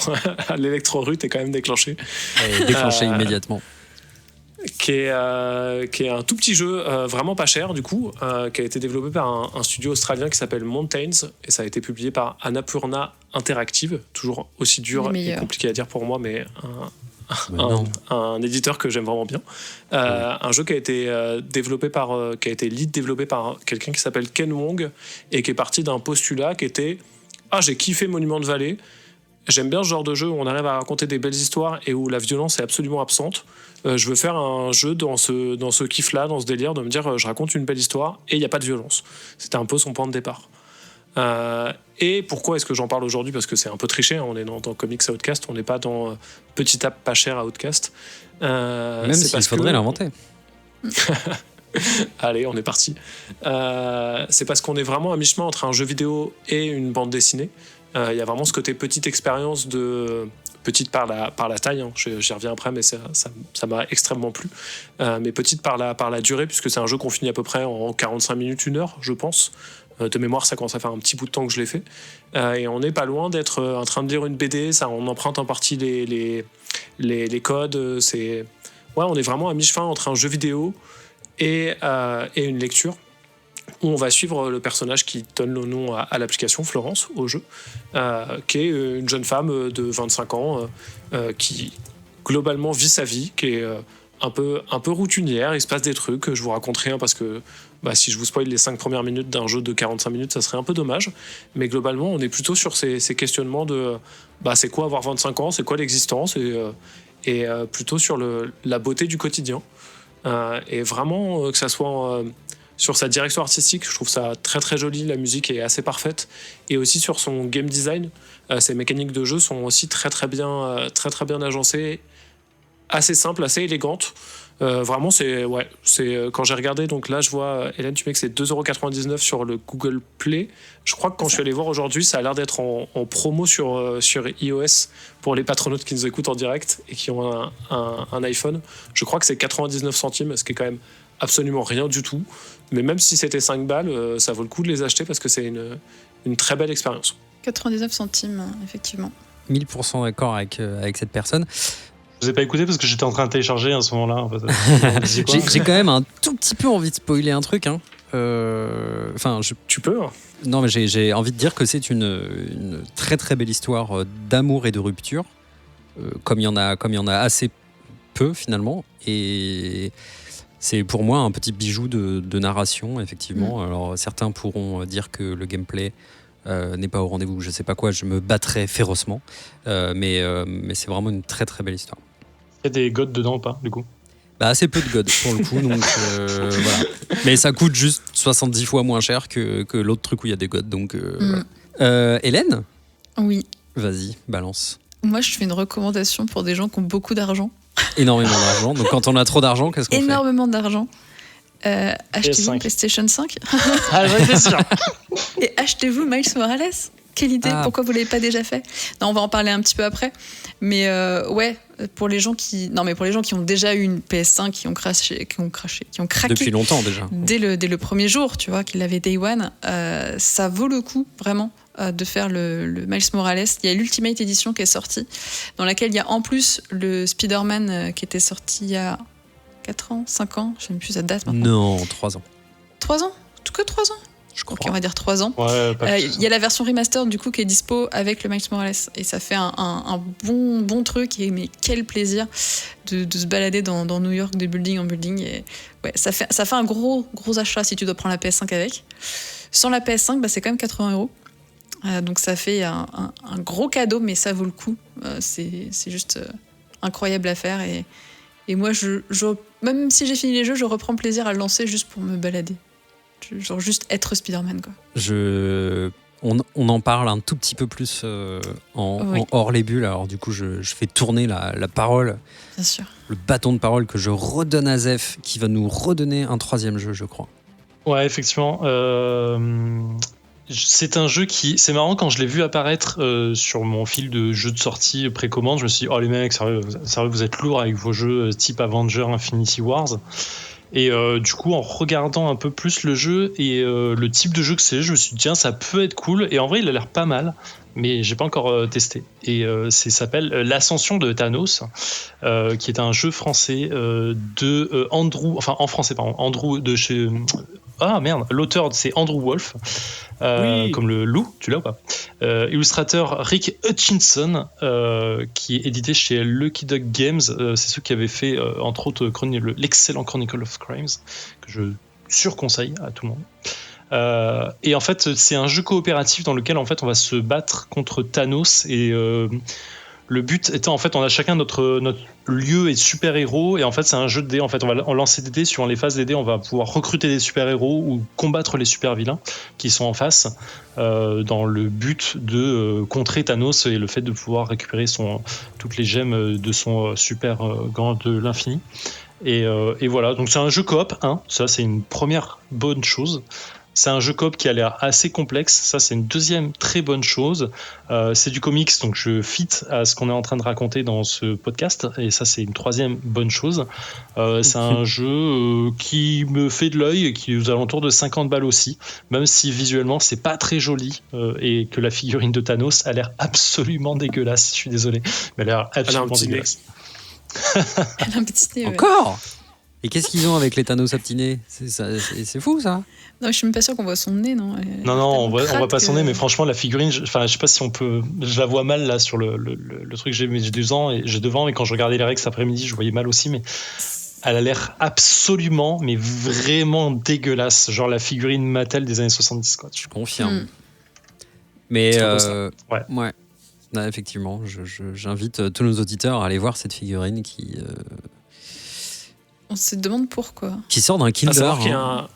Il y a un truc à dire sur Thanos Rising, donc l'ascension de Thanos en français. C'est que c'est un jeu développé par The Hop, qui est une boîte américaine qui s'appelait avant USA Opoly, qui était spécialisée dans les... C'est eux qui vous fournissent la plupart de vos Monopoly et autres Cluedo en licence. C'est leur métier principal. Et depuis 4-5 ans, ils ont effectué un petit virage de se dire on va développer également des jeux plus modernes, on va dire, et utiliser notre portefeuille de licences pour les faire. Et donc Thanos Rising est le premier sorti, mais depuis on a eu Voldemort Rising, Vador Rising, et dernièrement a été annoncé The Batman Who Loaf Rising. C'est clairement une licence qu'ils vont développer, donc avec très peu de changements de gameplay à noter à chaque fois. Donc si jamais vous êtes motivé, attendez-vous à en voir encore plus, quoi. Je retire cette recommandation, parce qu'on pourra l'effacer de l'émission. Du coup, j'ai honte. Je crois que le jeu est pas mal. J'ai pas joué, mais j'ai plutôt. Non, mais le jeu. En vrai, j'ai regardé la review et les règles, et une partie, en fait. En vrai, ça a l'air vraiment bien, en fait. Mais du coup, le fait de savoir que les mecs ont fait une déclinaison sur tous les univers possibles, j'ai envie de me frapper tout de suite là. Non, mais après, attention, on a dit des recommandations, on n'a pas dit des recommandations pour des gens que vous aimez. Donc, on peut aussi acheter des cadeaux pour des gens qu'on n'aime pas. Voilà. Je tiens juste à dire. Et la figurine de Batman Who Loaf Rising a un peu plus de gueule.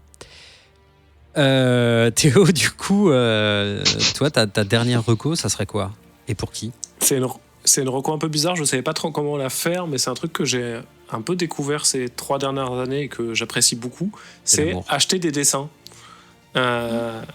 C'est de plus en plus, il y a pas mal de... Enfin, de plus en plus... je suis énormément d'illustrateurs et d'illustratrices sur les internets, notamment sur Instagram et sur Twitter. Et il y a beaucoup de gens qui font des trucs formidables et qui, à la fin, vendent des extrêmement beaux prints de qualité, voire des originaux à des prix accessibles. Notamment après Inktober, où souvent les dessins des Inktober partent à la vente. Et moi, j'ai grand plaisir à me dire, tiens, je vais acheter un dessin, et c'est là où je le rapproche un peu des comics. Je vais acheter un dessin pour l'afficher chez moi, et je vais avoir un truc qui sera à moi et qui sera joli. Et en plus, je vais donner directement de l'argent à des gens qui le méritent et qui s'en serviront pour faire des vraies choses, qui est un truc qui est aussi important pour moi. Donc, n'hésitez pas à suivre plein de comptes d'illustrateurs, d'illustratrices. Je pense à des gens comme Aurélien Fernandez, Si. J'ai acheté des choses chez Mega Elod aussi. Enfin, il y en a vraiment plein, à des prix vraiment très, très différents. Et c'est... on parlait de quand on a quand on a ou quand on aura beaucoup d'argent. Moi, clairement, là, une des seules raisons pour lesquelles j'ai envie d'avoir des sous, c'est pour acheter plus d'originaux et avoir plus de dessins chez moi. Mais suivez tous ces gens, donnez-leur un peu de sous et habillez vos murs de manière jolie. Je rebondis dessus, c'est marrant, j'ai reçu la campagne Ulule de Christine Alcouf, là, qu'elle a fini sur son Inktober, justement. Et Trop j'ai bien. reçu son dessin aujourd'hui, voilà, qui Et il me défonce. semble que tu as reçu aussi les Inktober de Mr. Box. Mr. Box, et j'allais justement enchaîner en disant que Mr. Box, donc le fabuleux dessinateur qui a fait le comics de Comics Outcast, j'avais commandé justement son print de Inktober qu'il avait sorti en Polaroid-like. Et voilà, et ça bute, et je suis assez content. J'ai pas encore reçu de quoi les afficher chez moi, mais je suis très fier de pouvoir le faire bientôt. C'est effectivement une excellente idée, pleine d'amour de nos amis, les artistes. Hélène, tu clôt le bal ? Bien sûr, je vais vous révéler mon secret de cadeau de Noël à mon frère, que je fais tous les ans. Une Xbox. Eh ben non, pas du tout. Ça fait pas très longtemps qu'on se fait des cadeaux entre frères et sœurs. Et le premier cadeau que je lui ai fait, c'était Shangri-La. Le deuxième que je lui ai fait, c'était PTSD. Et du coup, cette année, je vais lui offrir Carbone et Silicium. Je vois comme une sorte de fil rouge. Non, mais exactement. Mon frère, il est comme moi. Il est né dans une famille où on a lu beaucoup de BD franco-belges. Et on a énormément lu toute notre enfance. Et lui, il est plus vieux que moi. Toute sa jeunesse, c'est lui qui m'a transmis en fait le plaisir de lire. C'est-à-dire que quand j'étais petite, je voulais lire parce que mon frère, qui a 2 ans de plus, savait déjà lire. Et du coup, j'ai passé l'âge adulte et du coup, maintenant, c'est moi qui lui transmets les bonnes lectures. Et je suis très heureuse tous les ans de lui offrir une très très belle BD sous le sapin, tu vois. Pas genre juste un tome d'une BD classique, truc un peu bof, tu vois. Donc il faut des belles choses. Et là, je suis contente cette année parce que du coup, je vais lui mettre le beau Carbone Silicium sous le sapin. Et il est beau, il brille, il est magnifique et en plus, l'histoire est géniale. Donc ouais, bien sûr, toujours le label 619, on ne peut plus vivre sans eux, c'est pas possible. Ils sont incroyables et ouais, je suis bien contente et j'espère qu'il le savourera autant que moi. Eh bien, je n'ai toujours pas lu Carbone Silicium, mais suis... il faut. Oh bah... Je pense que vous venez de me donner une troisième raison donc d'aller sur Mother Base pour aller, alors attention, sur Mother Base, ils n'ont pas la vente des BD et des comics. Ça c'est resté chez Et les Ankama. produits dérivés. Ok. Du coup, Mother Base, c'est vraiment que du goodies. Que du produit dérivé. Du goodies. Très bien. Ouais. Mais surtout, venant de toi, Z2E, pas avoir lu encore Carbone et Silicium, c'est un peu l'hôpital qui se fout de la charité, monsieur, j'ai envie de dire. Ouais, je sais. I know. Non, mais ça va, t'habites pas très loin d'un revendeur de culture. Revendeur de culture. C'est vrai que j'habite à peu près à 10 minutes. Voilà. Eh bien, écoutez, merci beaucoup pour toutes ces petites idées. Je pense qu'il y en a quelques-unes qui serviront à me faire des autocadeaux. Et c'est aussi ça, Noël. Sachez aimer votre prochain, mais aimez-vous vous-même. Vous méritez un cadeau, vous méritez de l'amour et des attentions. Je vais lancer un petit jingle qui va servir à quoi ? Eh bien, écoutez, je vais vous le dire, à articuler, je meuble un tout petit peu, à articuler la partie dite du focus et la partie dite du hors les bulles. Donc là, j'ai trouvé le logiciel, c'est parti. C'est hors les bulles. Hors les bulles, qu'est-ce que c'est ? C'est quand on parle des comics, mais qui sont pas dans les comics. Et aujourd'hui, on va vous parler de Spider-Man Miles Morales. Mais avant toute chose, je voudrais être certain que toute l'assemblée soit bien au courant des différentes manières de nous suivre sur les réseaux internet. Ce phénomène venu d'outre-Atlantique qui plaît aux jeunes. Si vous êtes fan de contenu irrégulier et de jeux de mots autour de l'actu, rendez-vous sur notre Twitter, @ComicsOutcast. Si vous êtes plutôt âgé, comme Masato Naka, que vous aimez une alerte factuelle quand on publie un contenu, c'est sur la page Facebook Comics Outcast. Si vous écoutez Abba ou encore The Scorpion et que vous aimez garder contact avec votre tante qui vous embrasse fort et qui regrette que papy ne soit pas là à Noël, que vous aimez débattre dans le respect de quel est le meilleur film du MCU, c'est dans le Bouya Comics Club sur Facebook. Si votre passion, c'est l'image, Rien de plus beau que le grain d'une photo argentique en 72 dpi avec le filtre Melbourne. Hashtag Paris ma ville, hashtag Good Vibes, hashtag Comics. Il faut nous suivre sur Instagram, @comicsoutcast. Enfin, si vous êtes un geek, que vous, ce que vous aimez, c'est la tech, que vous aimez les concombres, que vous aimez les jeux et suivre environ 68 chaînes simultanément, je vous invite à rejoindre le Discord de Vaisseau Hyper Sans Sas. Profitez-en, en ce moment, il y a un pack de bienvenue qui consiste en un gros bisou de Lulu. Voilà, écoutez, je viens un petit peu d'annoncer quelque chose sans son consentement. Alors, notre avis sur Spider-Man Morales, ou du moins celui d'Hélène. Hélène, tu as eu la joie de jouer à ce jeu sur PlayStation numéro 5. Exactement. Et ça ne sera que mon seul et unique avis, vu que je suis la seule chanceuse à avoir pu parcourir New York dans les bras presque de Miles. Oh. Donc oui, après recherche, effectivement, le premier Spider-Man, c'était 2018. En fait, je pense que 2020, l'année ne me paraît tellement longue qu'il s'est passé 3 ans en un an. Donc ça fait 2 ans qu'était sorti le Spider-Man sur PS4. On en avait parlé lors du Comics Outcast à Lille, au dernier bar. Ouais. On avait même fait un test en live, si je me souviens bien. Ça, c'était osé. Hein, incroyable. Non, mais on avait tellement de matériel dans ce bar, c'était fou. Ouais, on avait inventé un peu le stream, mais dans un bar. C'est ça, un let's play vocal en podcast. C'est vraiment la folie, quoi. Et donc du coup, là, on est en 2020, et après avoir sorti 3 ou 4 DLC, Insomniac Games est de retour pour sortir une version un petit peu plus longue qu'un DLC qu'ils ont sorti sous forme d'un nouveau jeu, on va dire, qui est du coup Marvel Spider-Man Miles Morales. Donc c'est vraiment une boîte à part. Hein. Si vous n'avez pas le Spider-Man à l'origine, c'est pas grave. Celui-là, il marche en standalone. Et je parle de DLC parce que le premier Spider-Man, vous en aviez pour plusieurs dizaines d'heures de jeu. Là, celui-là, faut à peu près 10-15 heures pour faire l'histoire, nettoyer un peu la carte, 20 heures si vous voulez vraiment le platine. Donc ça reste un jeu quand même moins long que ce qu'avait été le premier. C'est déjà trop long. C'est déjà trop long. Et non, c'est parce que ce jeu est exceptionnel. D'accord. Donc pour l'histoire, bien sûr, j'ai fait le trophée platine. Donc j'ai été au bout du jeu, j'ai vu ce qu'il y avait à voir. Alors, où se passe ce jeu? Comment se passe ce jeu? Donc, on est à New York. Ça se passe juste un petit peu après, on va dire, le précédent jeu Spider-Man. Donc, Peter Parker est en vie, je précise. Hein, c'est pas tout à fait comme dans les comics. Peter Parker est en vie et il va devenir le mentor de Miles Morales.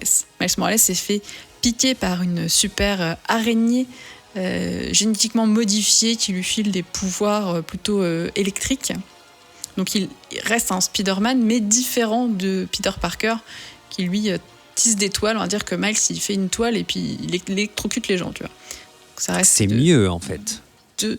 Et c'est quand même un peu plus badass, en vrai. Disons que c'est plus sympa d'électrocuter les gens, de juste les étouffer avec ta toile. Donc on reprend l'histoire au moment où Peter, il va devoir partir en vacances. Il y a un moment où c'est sympa d'être super-héros, mais quand t'es deux dans la même ville, c'est quand même cool. Cette tu vois, tu peux prendre des vacances. Et non, désolé, attends, j'ai poney. Ils sont 2. Oui, il y a 2 Spider-Man, tu vois, t'en envoies en vacances et l'autre, il taffe. C'est pas logique. C'est vrai. Mais Miles est encore en formation, du coup, il lui a laissé quelques petits trucs dans la ville pour pouvoir s'entraîner. Donc, ce qui donne un peu l'excuse du tuto pour les gens qui n'avaient pas vraiment fait le premier. Voilà. Et autour de ça, il y a bien sûr une histoire. Miles Morales, il est attaché à Harlem. Et ce qui se passe, c'est qu'il y a des méchants, Roxxon en l'occurrence, qui veulent créer une sorte de nouvelle énergie et qui peut mettre en danger Harlem, le quartier bien aimé de Miles. Donc nouvelle aventure avec des méchants pas toujours tous nouveaux, puisqu'on retrouve Rhino qui était déjà dans le précédent Spider-Man. On retrouve pas mal de personnages qui sont présents dans les comics. Il y a Tinkerer, le bricoleur. Il y a Gang Kelly, qui est son sidekick super pote, qui développe une application. Une application qui s'appelle l'araignée sympa en français et qui te permet d'envoyer un petit message à Spider-Man pour lui dire « Hey, j'ai un problème, on est en train de me voler, viens m'aider ». C'est quand même cool. Bien sûr, dans le jeu, tu peux attendre 24 heures avant d'aller aider les gens, c'est pas bien grave. C'est vraiment le Uber pas pressé, quoi. C'est ça, c'est pas pressé. Disons que tu peux attendre 3 jours, la personne sera toujours là en attendant qu'on lui ramène sa voiture volée. On a aussi le personnage de Prowler, le rôdeur, qui est le même que dans les comics. Alors je spoilerai pas parce que si vous n'êtes pas au courant de ce qui se passe dans les comics, vous savez pas qui est exactement ce personnage. Ça serait un petit peu de spoil, ça fait une petite surprise. Mais si vous attends, êtes pas au courant. c'est comme dans le film, tu veux dire? Ah, je me souviens pas du film. On le voit dans le... Non, mais de... Oh là là là là là là, on arrête l'émission tout de suite. De Tu vas regarder le film et Spider-Verse. tu reviens. de Into the Ah oui, Spider-Verse. bah oui. Non, mais oui, effectivement. Ok. Non, je suis repartie dans les trilogies dont on parle beaucoup en ce moment. Non. J'avais complètement oublié ce film. Oui, non, mais bien sûr. Comment? Oublier ce film, pardon. Non, mais en fait, on parle tellement juste des films live que j'avais pas du tout en tête la version C'est animée vrai. qui est pour l'instant quand même la meilleure. Tu es pardonné. Ok, c'est bon. Donc voilà, pas mal de héros, de sidekicks et de méchants en tout cas connus. Ça permet de former une bonne petite histoire. Alors effectivement, c'est un peu court par rapport à ce qu'on attendait. C'est quand tu payes un jeu 60 €, que l'autre t'avait presque coûté la même chose et qu'en fait le temps de jeu est divisé par 2. Tu te dis, oh bah c'est un peu dommage parce que vous aviez déjà tout le moteur et tout le truc quand même. Tout l'univers, tous les pouvoirs, tout était déjà là. Bon, Mais c'est après pas ça qui coûte cher. Bah oui, c'est la licence. Ouais. Non, après, il y a eu quand même, enfin, il faut le dire, entre un jeu PS4 et le jeu PS5, il y a une optimisation graphique qui est quand même présente et qui est assez folle. On en parle, hein, de tous les reflets sur les immeubles, du fait qu'il n'y a pas de temps de chargement, en fait. Hein. C'est impressionnant, c'est fluide comme pas possible. En plus, Miles, il a un style de fou. Quand il se balance entre les buildings, il fait limite de la breakdance entre deux sauts. Ouais, Ce il qui est quand même y a des beau. mouvements en plus, ouais, c'est ça. Ah ouais, non, mais il y a des moves. Miles, il est quand même plus cool comme personnage que Peter Parker. Peter Parker, il est un peu coincé. C'est un peu l'intello coincé. Miles, il est cool, quoi. C'est un mec un peu sympa. En plus, petite dédicace à Zef, Miles, il parle le langage des signes. Oh, nice. Du coup, il y a une petite scène dans le langage des signes dans le jeu qui te ferait très plaisir, je pense.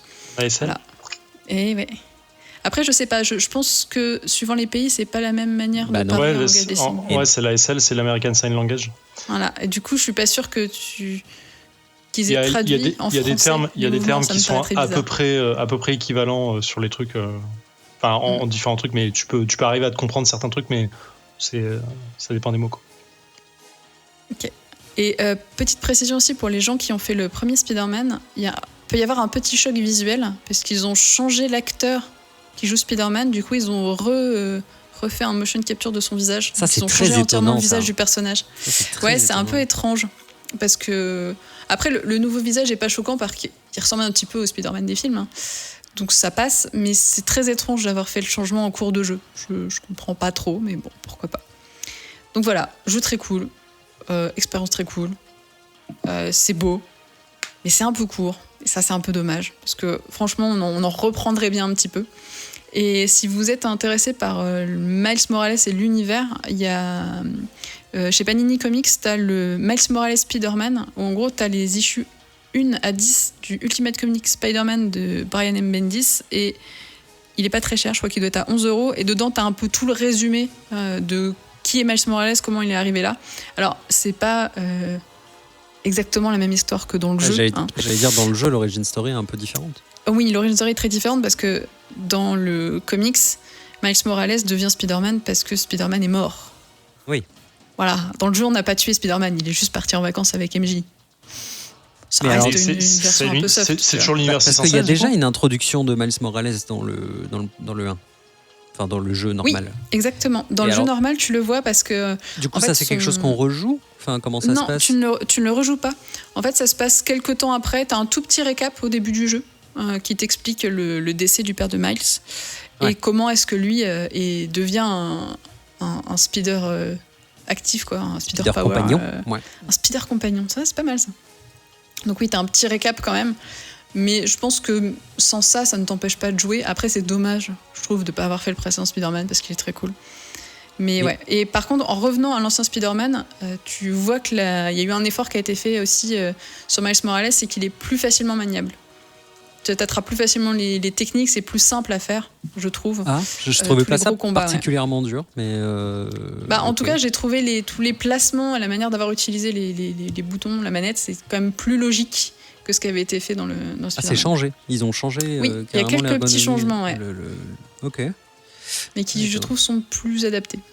Et est-ce que c'est la même map? Alors- Ou est-ce qu'elle est changée? Bah, t'es toujours à New York, Ouais. donc t'as toujours les mêmes bâtiments que tu retrouves. C'est vraiment les mêmes zones, hein. Tu vas du haut en bas jusqu'au sud de Manhattan, tu croises la tour Avengers. Il y a Parce un que peu tout à l'heure plus tu de parlais détails d'Harlem, alors sur je les me magasins. dis, Ouais. je sais plus s'il y avait Harlem dans le Si, premier. il y avait déjà. C'est juste qu'en fait, les missions sont plus ou moins ciblées plus dans certaines zones, mais tu fais quand même toute la map. D'accord. Voilà. Non, vraiment, tu fais toute la map.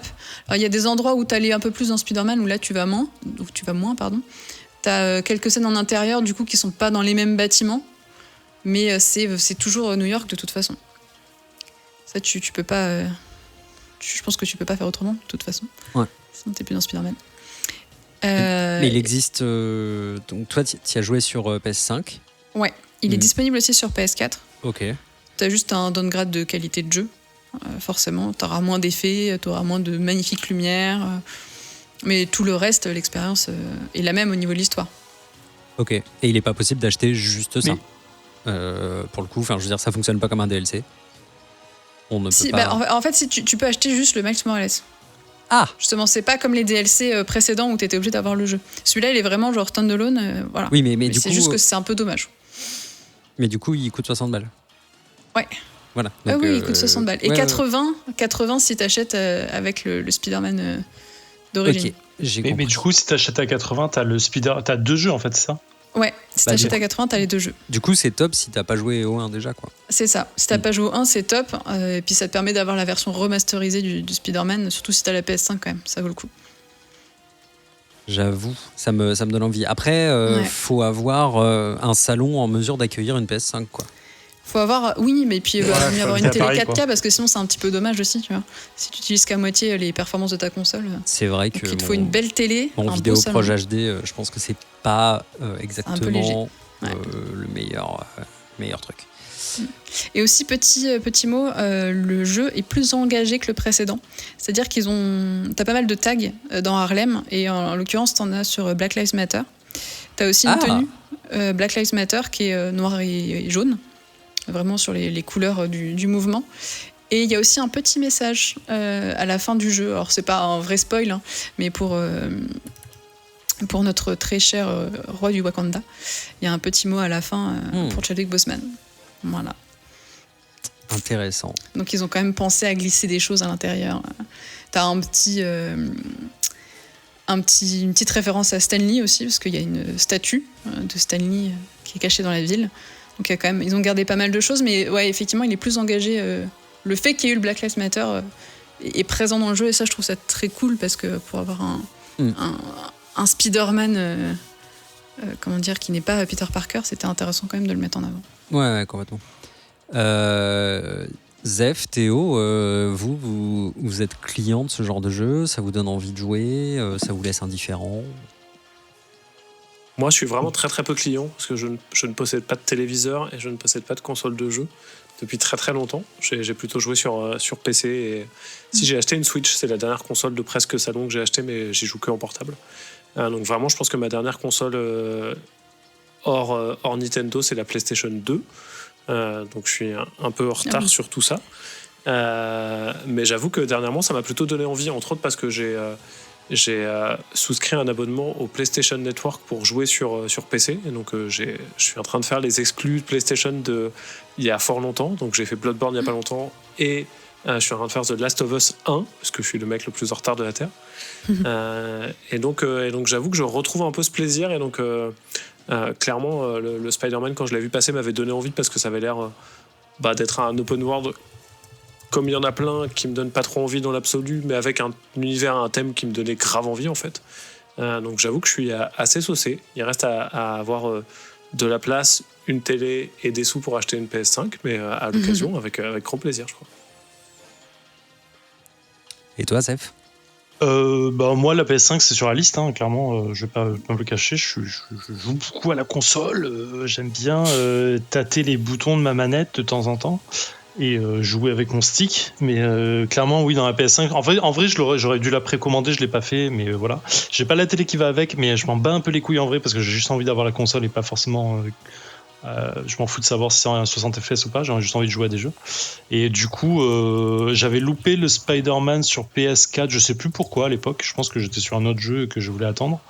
Mais je pense que je me ferai le duo dès que j'aurai une PS5 d'ici 6 mois, je pense, un truc comme ça. Oui, de toute façon, pour le moment, c'est un petit peu difficile d'en avoir, donc voilà. Oui, ouais, et puis ça va pas, enfin ça reviendra à un moment, quoi. Ça. Clairement, il y aura une offre intéressante à un moment. C'est je ça, crois, faut pas foncer sur eBay acheter les trucs qui sont à 3 fois non. le prix. Ne faites vaut pas ça. le coup, de toute façon. C'est un peu nulos. J'ai encore des jeux à PS sur PS4 à finir qui sont là, qui sont pas déballés encore, donc j'ai le temps, quoi. Écoutez, les amis, je crois que c'était l'intégralité de notre avis sur Spider-Man Miles Morales, et c'est la fin de cette émission. Ah là là, quelle émission, mes amis. Je crois qu'en termes de timing, on n'est pas si bien. Ouais, je crois que j'ai enfin compris que les numéros des épisodes, c'était les numéros des départements, c'est ça ? En fait, ouais, effectivement, c'est lié. Il y a une sorte de correspondance. Alors, c'est une petite énigme mathématique, mais tu verras, il y a des Reddit qui en parlent et qui essayent de débunker un petit peu notre méthode de calcul. Ok. Non, mais du coup, je comprenais pas pourquoi on citait des noms de villes à chaque épisode. Ah, c'est ça, c'est un easter egg en fait. Nice. Il y a une vidéo YouTube genre wow, c'est easter egg, tous ces running gags que vous n'avez pas compris dans Comics Outcast. Ending Explain. En parlant de Ending Explain, il me reste à vous faire des gros bisous et à vous laisser retourner à vos occupations, exactement. Par exemple, ton occupation, Hélène, en ce moment, ça serait quoi ? La PlayStation 5 La PlayStation 5 La PlayStation partout, 5 tout le temps, des trophées. Ah, c'est génial. Platiné, comme Michel. C'est ça. Déjà 2 platines sur la PS5, tu vois. Où est-ce qu'on te retrouve si on voulait te faire un coucou? Coucou, plutôt sur Twitter, même si j'avoue je suis hyper en retard dans les DM, les messages de gens parce que j'ai passé une semaine de taf ouf, mais là je vais avoir plein de congés donc c'est trop cool. Donc ouais, Twitter beaucoup, et sur le Discord du VHS, mais faut penser à me taguer parce que sinon j'ai pas forcément les notifs. N'hésitez pas. Je regarde pas. Non, mais en fait, il y a tellement de choses qu'à un moment, je lâche un petit peu, et n'hésitez pas à name drop, ça me fait plaisir. C'est comme ça, je viens. Parfait. C'est comme tel le petit chat de Inkblot. Invoquez-moi. Théo, si on a envie de te faire un coucou, d'en savoir plus sur ton actualité, de suivre peut-être des lives, comment on fait? Où est-ce qu'on va? C'est beau. Moi, c'est un peu l'année de la connexion numérique et le confinement de la communication vers les gens, donc un peu partout. Je suis assez actif sur Twitter aussi, un peu sur Instagram. Et effectivement, maintenant, tous les mardis et les jeudis matins, de 9 à 10h, je fais une matinale game design et actu du jeu de société sur Twitch. Mortel. Je trouve que c'est une très très bonne idée en termes d'horaire. On t'a perdu, Théo, peut-être, non? Ah non, je suis là. Juste, effectivement, il faut réussir à se lever, avoir un café. J'attendais la fin de ta phrase, pardon. Si ça te plaît. C'est la seule condition. Pardon, je sais pas, t'as dit le nom de ta chaîne ou pas? Non, c'est toujours Théo_Sacha à peu près partout. Donc, ok, on mettra des petits liens un petit peu partout. Et puis on rappelle qu'on te retrouve dans 6388, une émission co-conçue, co-animée, co-blablatée avec Zéphiriel, ici présent. Incroyable. Un homme de grande qualité. Zeph, où est-ce qu'on se rend et où est-ce qu'on te retrouve? Écoute, merci pour cette grande qualité déjà. Sur 6388, c'est pas mal déjà. Effectivement, que tu animes, je crois, avec Théo, un homme de grande qualité également. Exactement, un homme merveilleux. Trop de qualité. Sur le Défaussé aussi, avec ma pote Alex, on s'est pas vu depuis longtemps, c'est un peu relou, mais bon, on est toujours de grande qualité aussi, je crois. de très grande qualité, merveilleuse, fantastique aussi. Ça, et puis quoi, qu'est-ce que je voulais dire autre chose, mais que j'ai complètement oublié du coup. Je vais animer du jeu de rôle sur un event qui s'appelle Roll Event, pour histoire de récolter des dons pour des petits-enfants malades dans les hôpitaux. Donc ça va se passer je pense que c'est trop tard. L'émission, elle est visée quand ? Je sais pas. Bon, c'est le vendredi 18, c'est le week-end du 18, 19, 20, je crois. Et non, ça sera sorti. Ah bah voilà, écoute. Puisque je dois monter cette émission pour après-demain, donc tout va bien. Ah bah c'est bien, c'est parfait. Donc voilà, je serai là-bas. Moi, je serai pas en live, je crois, mais il y aura des gens en live qui vont animer du jeu de rôle. Moi, je vais animer du Alien. Donc voilà, je vais torturer des joueurs et les tuer rapidement à la fin, à coup de dé. C'est plutôt cool. Voilà. Ok. On pense fort aux petits enfants malades. Exactement. Non mais en tout cas c'est super intéressant. Je crois qu'il y a des vrais sujets sur médiation et jeux de rôle et tout un tas de belles choses à faire avec ça. Donc c'est très canon. Quant à nous, donc cet épisode sort le vendredi 11 au matin. On se retrouve À l'anniversaire de ma fiole. Eh ben, bon anniversaire à la filleule de Zéphiriel. On se retrouvera pour l'épisode 157 au matin de Noël, au pied du sapin, le vendredi 25, avec encore un équipage de qualité. J'espère qu'on sera tous sortis de nos cabines, ou en tout cas qu'on aura accès au Comlink pour continuer à faire nos émissions pour les patronautes et pour tous ceux qui le veulent. Merci à tous de nous avoir suivis. Suivez-nous sur les réseaux sociaux, mettez 5 étoiles, rejoignez le Patreon si vous voulez. On vous aime fort. Gros bisous. Bisous. Oh.